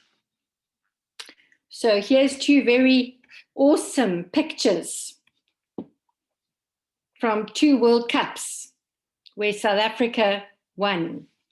That was a landmark picture. Did any of you watch that game? You can type for me. Yes, I was there. I watched it. You might have been a very small little person. Hey, yes, absolutely. And I'm sure this one you all watched. Huh? I think there was some parties going on with this World Cup. Okay. Now, all of these 3 people in these 2 pictures, I think the nation has a lot of respect for. The nation has a lot of respect for these 3 people, and they have gained our respect. How have they gained our respect? Through honesty. And I think one of the best Springbok coaches that we have ever had, and the way he leads his team, is Siya Kolisi. He leads with honesty. He's genuine with his team. There's humility. Credit is given where credit is due. And I had the amazing fortune. I do work for the South African Golf Union, Golf Union for SARU, the South African Rugby Union. And I was actually in their offices just after the box returned after this World Cup. And I was in a meeting, and all of their boardrooms have got glass walls. And the team walked in, and in our meeting, we had some snacks. So Faf de Klerk, of course, who's the clown of the team, saw food on the table, bounced into the boardroom to come and help himself, which then meant the whole team kind of trailed in. And I stood up and I shook Sia's hand and I said to him, "Well done, Sia." He said, "Wasn't me." I went, "Okay." He said, "It was my team." And that's what humility is all about. He didn't take the credit. His team. He gives the credit to his team. And that's what it's all about. Gaining respect is having courage in adversity. When the chips are down, when things are not going well, you have the courage of your convictions to actually stand up and follow what is right. Okay, courage in adversity. And we're seeing that playing out in the rugby space as well at the moment. How we treat others says a lot about respect as well. How we treat others? Do we treat others well? And there's that saying, "Do unto others as you would have them do unto you." Treat others like you want to be treated. Okay? If I want to gain respect, I must give positive results. I must be the team player. I must give to the team. I mustn't just take. And what is important is needs and feelings. Am I aware of the needs and the feelings of others, of my team, of my customers, of my family? Or is it all about me? Am I aware? Can I feel and can I sense when somebody's having a bad day? Can I sense when I need to maybe step in for a colleague because things are not going so well? Okay? And am I prepared?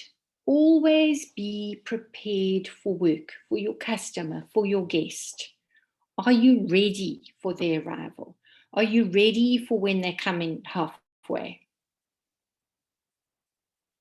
Okay. All right, now I've been babbling flat out again. So I'm going to give you folk a leg stretch again because otherwise you're going to fall asleep. So it's 10:51. If I can have you back from your leg stretch at 11 o'clock on the dot. Cool. See you shortly. Perfect. Thanks, Margaret. Hey, Charlie.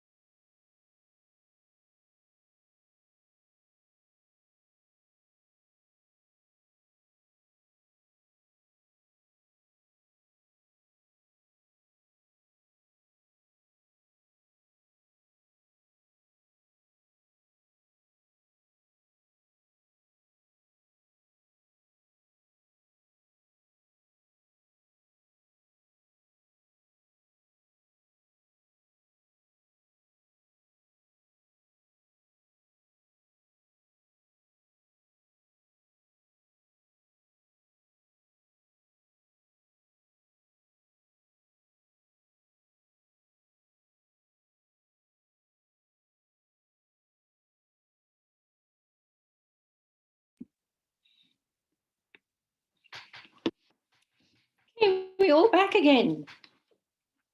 We're all back for the home straights.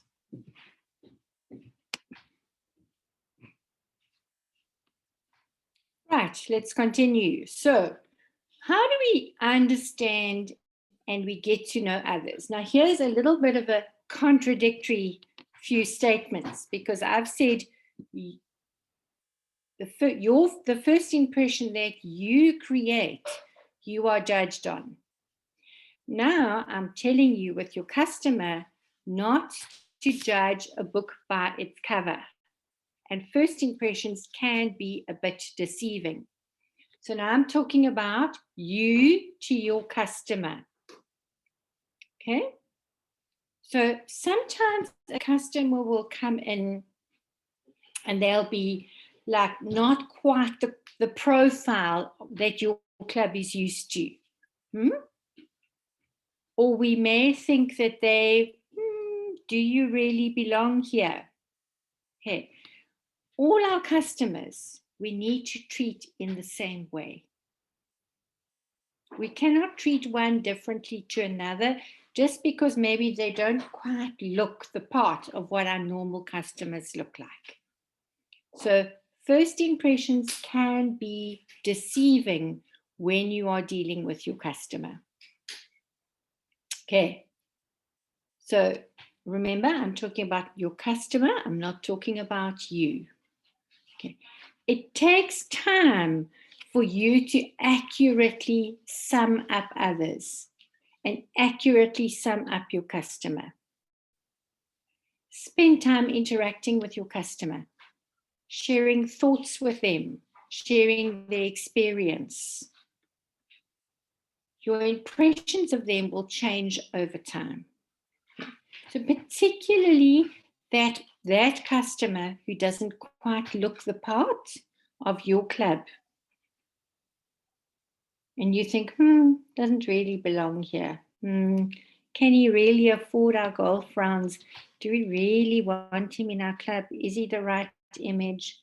Little do you know, that could be one of the most influential people in your club circles. Okay. Don't treat customers differently just because they don't look the part. You need to understand the customers. You need to accommodate their needs. You need to be flexible, considerate, and understanding. Obviously within the standard operating procedures of your club. Okay? You need to understand your customer. People's behavior is also influenced by culture, upbringing, education, experiences, the groups that they are in. So I don't know if you folk have found that there are some golfers, when they're on their own, they come into play, they're wonderful. But when they're with all their chummies, oh my word, you like actually just want to hide under the desk, okay? I'm seeing that. So understand people's behavior changes. And we cannot react to that. We've got to stay the same. Okay, you've got to stay the same. It's not easy. I know it's not easy. Okay, but you remember, you're a Hollywood star, you're on show, you've got to stay the same. And you need to understand the perspective. So when this golfer is on his own or with his family or with this four ball, he behaves in a certain way. When he's with that group, he or she behaves in a different way. So you need to understand that. Okay. And I'm sure that you all ahead of time check your booking books to see who's on the field, who's playing, what can we expect today, who's playing with who. You know, the bragging rights are also very important with golf.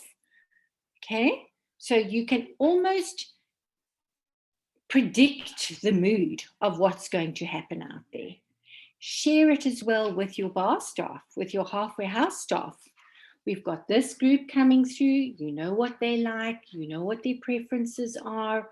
So you preempt, you know what's going on because you are sitting Okay, you know that if there's often issues on the course or you've got a slow golfer coming, you can let your marshal know. We've got so-and-so playing today. Remember, they're normally very slow. Just be aware so you can monitor the field. Okay, you are the ones that actually sit with all of the information on how things are going to happen for that specific day. Your approach needs to be caring. People don't care how much you know until they know how much you care. People want to feel accepted. They want to feel special. So people don't care how much you know until they know how much you care. Everybody, no matter who you are, wants to feel special. So make sure that you are making your customer feel special by small things.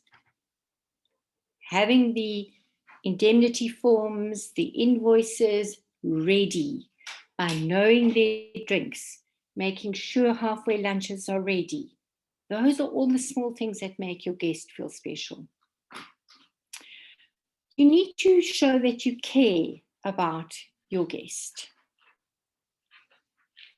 because that's a relationship builder. You need to build a relationship. Okay, and I don't mean anything other than a client-based relationship. Ask the client, how are you? And if they say they're not fine, but then you can say, I'm so sorry that you're not fine. Please let us know if there's anything we can do to improve the way you're feeling. Okay. Make people feel special. Make them feel important. Because there are 4 basic things people want. They want to feel welcome, understand, understood, comfortable, and important. Wookie. So you remember Wookie in your head. Welcome, understood, comfortable, and important. You want to make your customers feel those 4 things.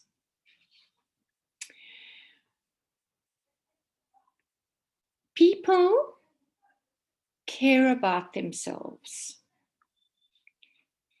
You will often get self-centered people. So they are the only important one in their worlds. Okay? And they will often pull away if you try and show that you care. So just respect that.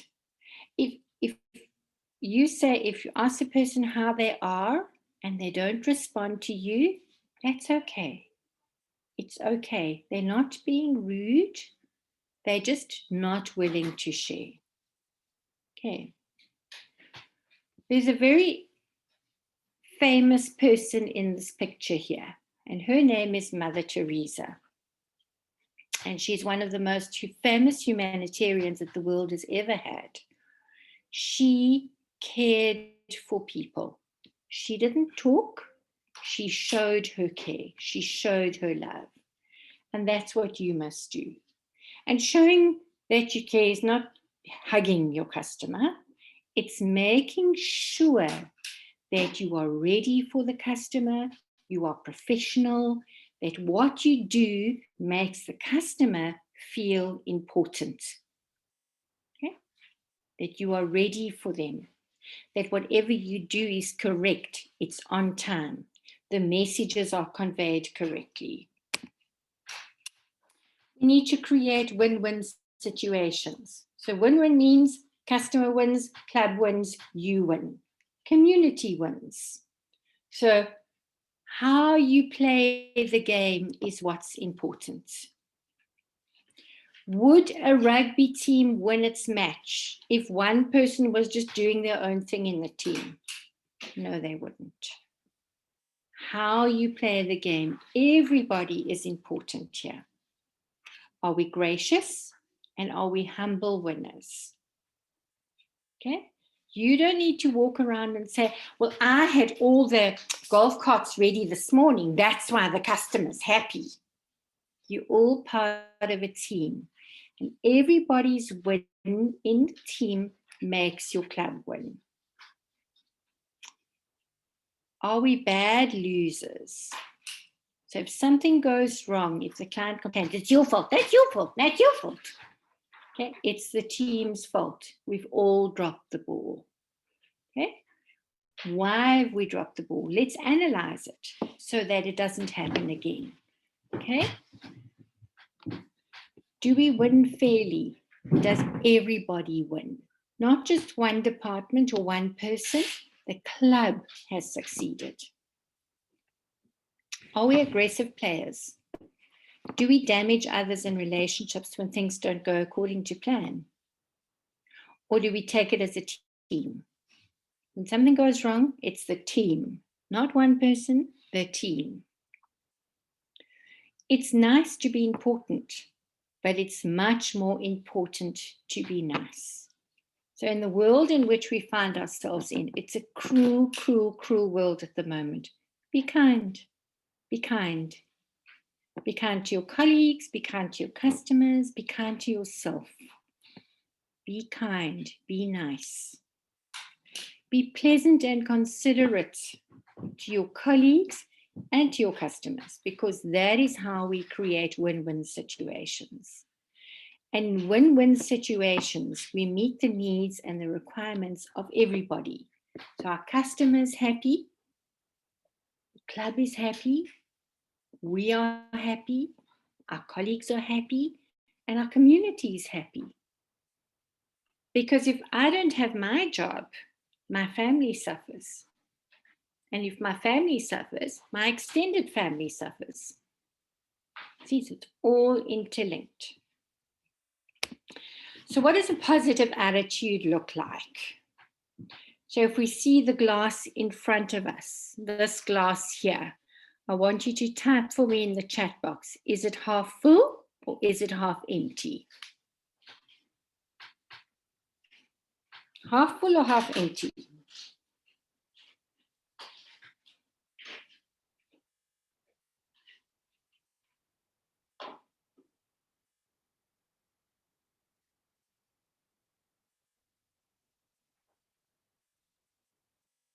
Cool. So everybody is saying half full.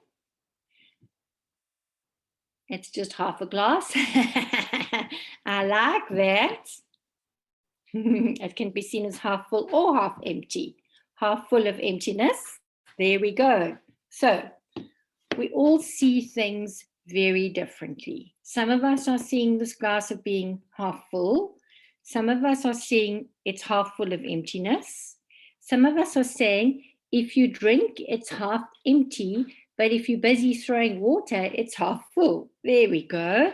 Okay, so we all see it differently. If we have a look at the picture at the bottom here, this kitty cat is looking in the mirror and he or she sees a big lion. So what is that telling us about this kitty cat? How does this kitty cat view itself? As a big, strong lion. Okay?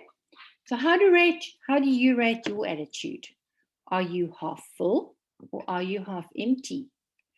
Are you a teeny weeny kitty cat or are you a big, strong lion? What's your attitude like? Is your attitude one that attracts people or does it drive people away? There's been a study at the Harvard Business School many years ago that said 85% success in a business relates to people's attitude. Attitude. And 15% is related to their skill. Okay? Your attitude. Have you got a can-do attitude? Have you got an attitude that attracts people? Or have you got an attitude that stinks and you're driving people away? I often, when I sit on interview panels and I look at people's CVs, they might not necessarily have the skills to do the job. But if they've got a can-do attitude that can learn the skills, you know what? They're in before the person's got all the skills and a bad attitude. So your attitude determines your altitude. Do you know what altitude is? How high you can fly. With a great attitude, you can be right up there. 68% of customers go somewhere else because of the attitude of the service staff. So go back to that Woolworths in your head. What is the attitude when you walk through Woolworths, when you're at the mall? The attitudes are good, aren't they? The attitudes are helpful, they're professional, they're welcoming. That's what we want to have. Okay, do we have a singing in the rain attitude? How many of you people know that song, I'm Singing in the Rain? You can type for me. Yes, no, I know it, I don't know it. Yes. Okay, so when it starts pouring with, yes, okay, we all know the song. When it starts pouring, I remember I lived in Joburg for a number of years. And having come from the Eastern Cape, I really struggled when I first got to Joburg because there's no rain from about April. And the rain only starts in October. Now, having grown up in Port Elizabeth, where winter is when we get our rain, I'm like, this doesn't work for my head. And I can remember my very first year in Joburg when the rain started in October. People thought I was completely bonkers. I ran, I kicked off my shoes. I was at APSA head office, by the way. So we had these smart uniforms, high heels, stockings. I ran all the way out of my office and I went and stood in the rain in the garden. People thought I was completely whacked and I wanted to sing. I'm singing in the rain, but I was so happy that it's raining. So singing in the rain attitude means that even when things are going bad, you can put on a brave face and you can carry on. Even when things don't go according to plan and you have to go, whoops, you need to check and adjust here, you can still keep that smile on your face, keep those shoulders back and keep going. That's singing in the rain attitude, my positive attitude. So when it starts raining in Joburg, you guys can think of me bulleting out of my office to go and stand in the rain. Okay, don't let any situation or person steal your joy or happiness. This is what we want to see. We want to see these happy faces. We don't want to see that. Okay? We want this happy face, not that sad, sulky face. And even if we come across a bad situation, sometimes we have to go and regroup. Just take yourself for a little walk away, round the corner, regroup, cry those few tears if you have to, patch up your face again, and go back into public with a happy face. Because it does happen. It does happen. I do know. So what are our attitude building blocks? We need to speak in a positive and empowering manner all the time. Be enthusiastic. Have a caring attitude. Care about one another. Care about yourself. Always be friendly. Always be friendly. Respect all who you meet. Respect everybody. Be polite. Show patience. Be patient with your colleagues. Be patient with some of your members, particularly your older members or your members with special needs. Be patient with them. You know, when people get older, it doesn't work so well upstairs, hey? They keep forgetting things. Be a good listener. Listen to your customer. Listen to your colleague. Listen to your family at home. Listen to yourself. Lighten up and laugh. You know, the best One of the best things when you're having a bad day is a good joke and a good laugh. I had a girl that ran my pro shop. She used to laugh from her belly. And when Bevy laughed, everybody laughed with her because it was like a belly laugh. You could actually feel it in your belly when she laughed. Okay, lighten up, have a good laugh, and be energized for action. Have energy, want to move, want to create. So what is the motivation model? We need to have passion. You need to love what you do. Okay? And sometimes I do understand that we can't always choose the job that we have. We can't always be in our dream job. So if you don't have the fortune to be able to be working with your dream job, find passion in what you do, because you're at work for 8 hours a day. Who's this? Should you love what you do, you won't have to work another day in your life. Absolutely. I don't work, I play. I love what I do. But we're all not all that fortunate to be able to work our passion. So if you are not able to work your passion and you feel like you're trapped in the job that you are in and it's making you feel depressed and down, find some of the sparks of joy that bring happiness in your job. Okay?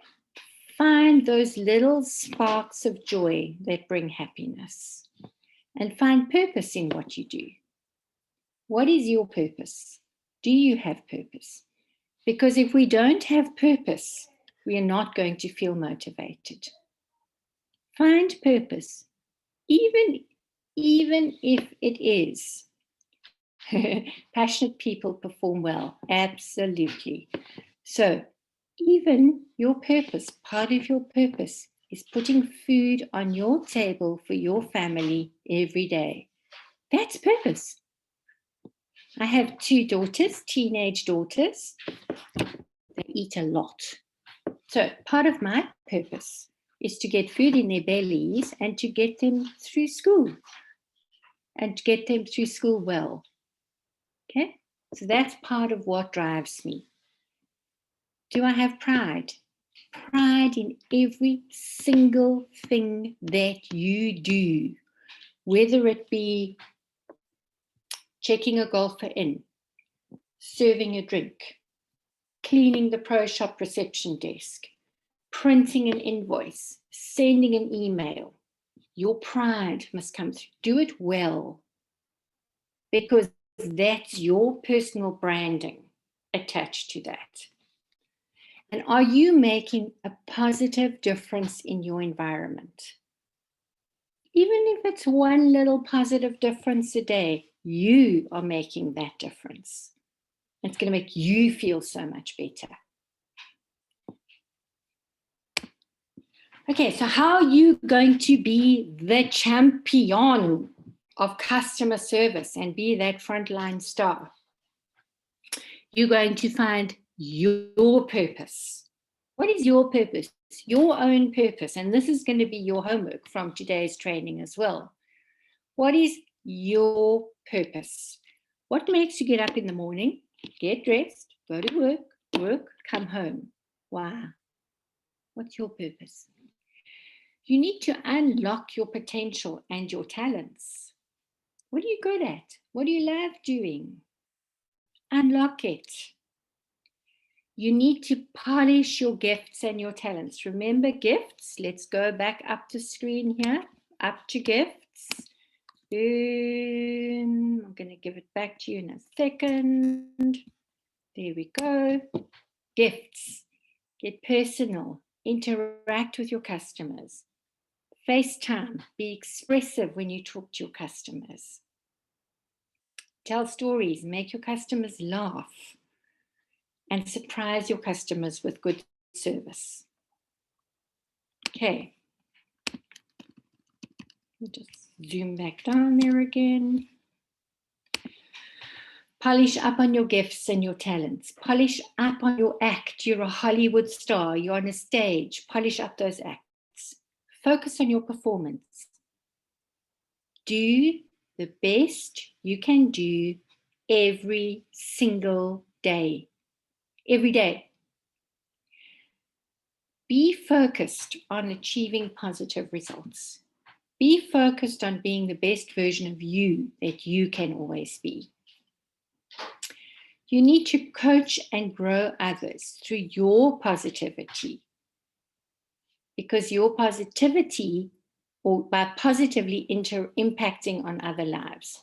So you need to coach and grow others by positively interacting and impacting on their lives. So people must look at you and go, she's doing something right, or he's doing something. What can that be? I want to be like that person. Okay. Lead through your behavior. Always give it your best shot. If you're not going to do your best, don't bother trying. Okay. It's not going to be your best. Don't bother. It's always got to be your best. And never give up. That's what grit is all about. Never give up.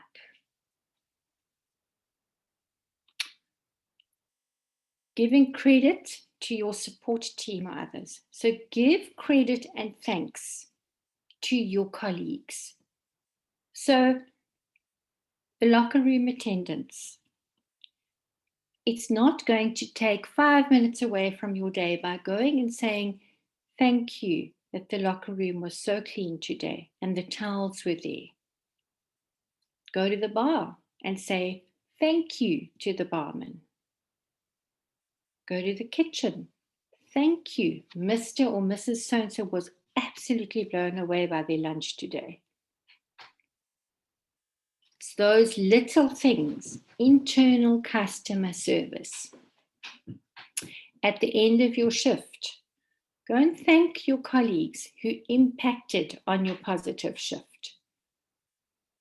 Your attendant that looks after your golf cart attendant. Thank you that the carts were all ready and all clean and all neat for today. You made my job so much easier.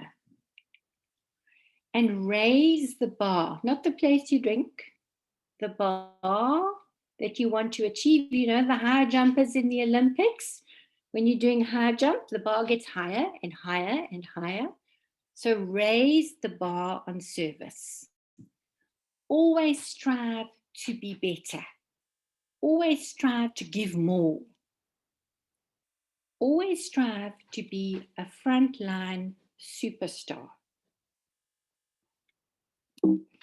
And that brings us to the end of our frontline stars. So the power is within you to shine bright, like the golden star. You know the golden star when you get 100% in a test? Or the golden twinkling star at the Oscars? You want to be that golden twinkling star for your club.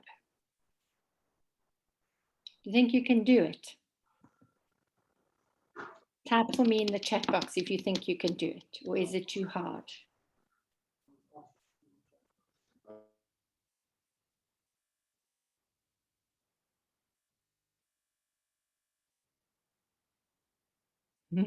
Of course you can do it. I know you can do it. Excellent. Well done, guys.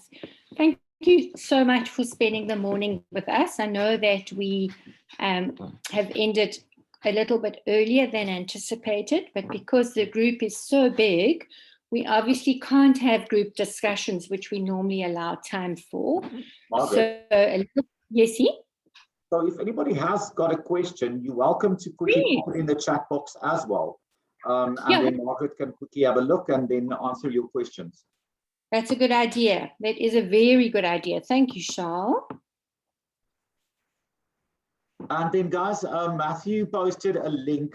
Okay, that link has now disappeared because everybody is chatting lacquer, but he's going to post it. He's going to post a link again. That's our feedback form. Guys, really please, we value your feedback. If you guys can go click on that link, and it's just a quick couple of questions. There's the link again. If you can go click on that link and just fill in those forms for us, it would be much appreciated.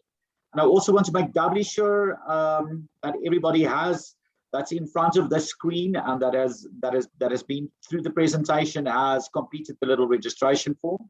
Because remember, guys, you're not going to get your certificates if you haven't completed the registration form. So it's just a couple of things: your name, surname, email address, and the club that you're from. And then lastly, the presentation of today will be emailed with your certificates during the course of the next week or so. Thanks, Charles. And so nobody's got any questions. I'm not seeing. Seems like no one's got any questions, Margaret. Oh, thank you. Pleasure. Pleasure, pleasure, pleasure. Just remember to be those shining stars out there. Now, guys, so please don't log off the meeting before you haven't completed our form. Thank you, the Thanks, team Westlake. from Thank you. Only a pleasure.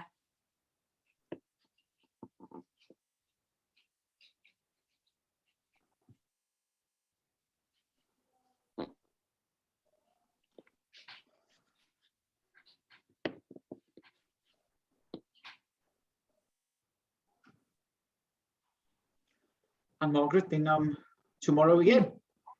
Okay. Do you need me to stay on the call, Charles, or you are? I'm can good. I go? Yeah, I'm good. You can run. Thank you, Margaret, so much. Yeah, Much appreciated. It was Only awesome. a pleasure. We'll see you. And I see Matt has sent the link for tomorrow. As Matt sent the link for tomorrow already.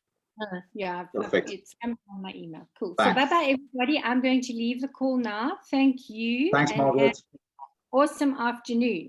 Cool. Cheers. Bye-bye. Thanks, Charlie. Okay, bye.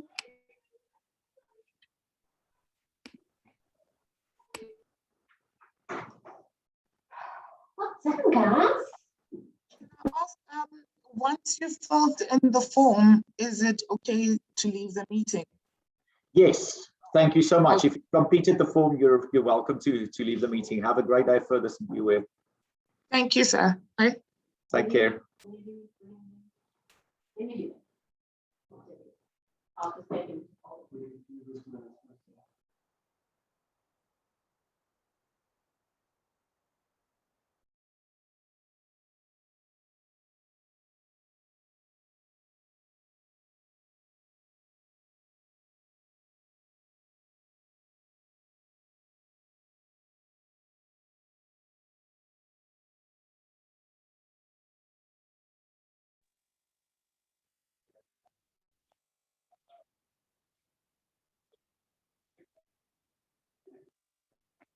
Hello. Hi there. I used to work at Houghton. Hi. Hi. Can I help you? Yes, it's something for my week. I just want to say thank you for today. It was lovely. I've learned a With lot. pleasure. Yes. Thank you so much. Much appreciated. I'm glad you enjoyed it. Thank you. Thank you. Yes. Take care. Bye-bye. Thank you very much. We enjoyed it. Thank you, guys. All the Have a best nice there in day. Hermanus. Hopefully we'll come Yes. visit soon. Yes. Thank you. We see you soon.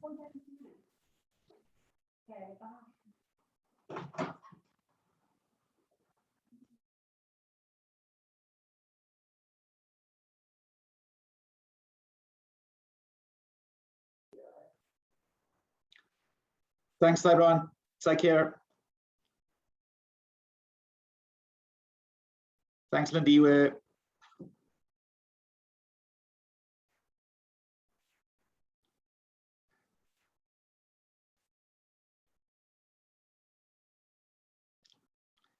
Someone's enjoying their lunch there. The Country Club Johannesburg.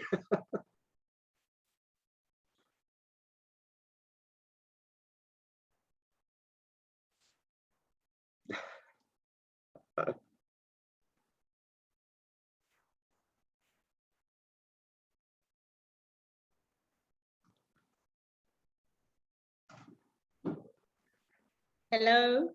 Hello. Hello. Can you hear me? How are you, CCJ? We're doing well. How are you? I'm good, thank you. Did you enjoy this webinar? Wow, we really enjoyed everything. Thank you so much. I'm glad you did. Thank you so much. We really appreciate for everything. You guys fill in the forms? I managed to fill my one. We are about to finish her one as well. Perfect. Yeah. Thank you so much, guys. Thank you very much. Where are you guys? Woodmead or Auckland Park? Woodmead. Woodmead. The golf course. Okay.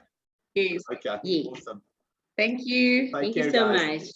much. Much appreciated. I'm glad you enjoyed. Thank you.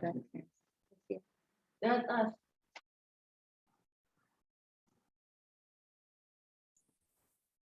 Hi. Hi there. Dee from the golf bookings at Denford Country Club. Hello, Denford. How are you, Depoor?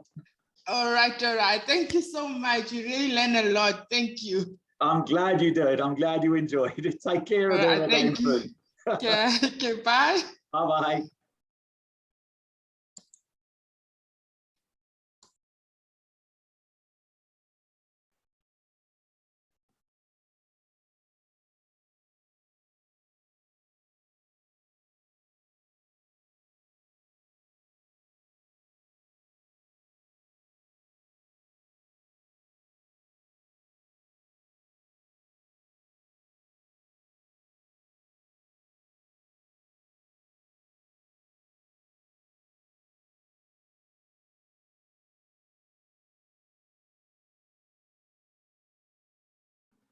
Thank you, Clavelli.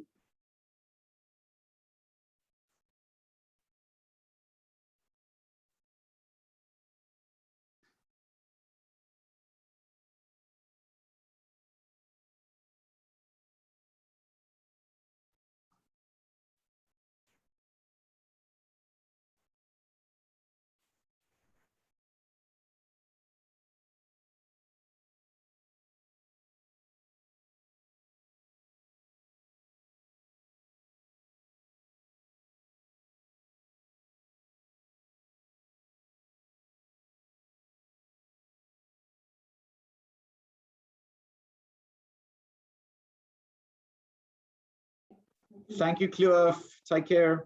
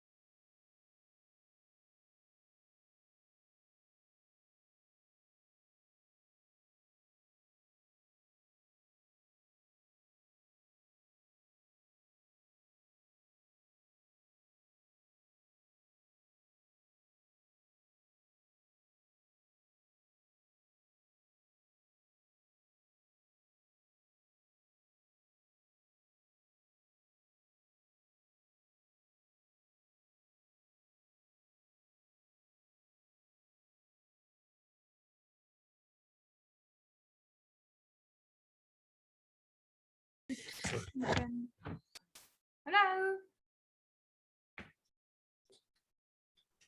Hi there. Can you hear me? I can. Stephen, what's up? Yeah, I'm Stephen from Bitra Country Club. I just want to thank you for your time and your passion. I'm very grateful to, and you give me a good impression.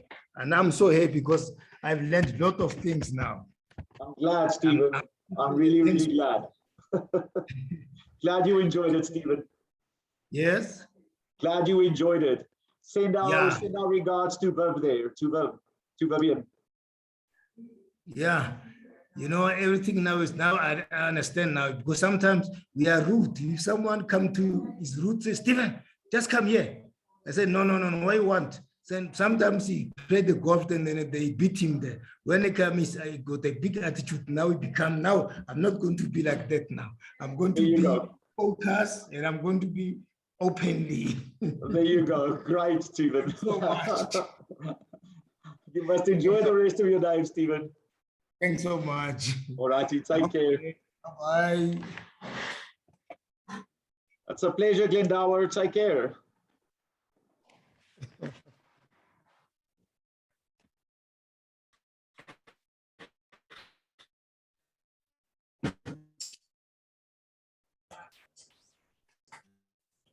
Hello.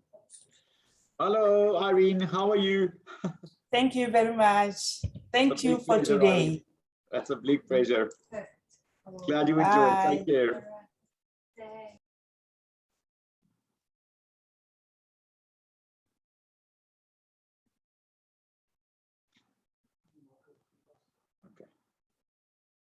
Right, guys, I'm going to end the meeting. You can still complete the forms. It will come through. Take care and hope to see you guys on some other trading intervention soon. Bye-bye.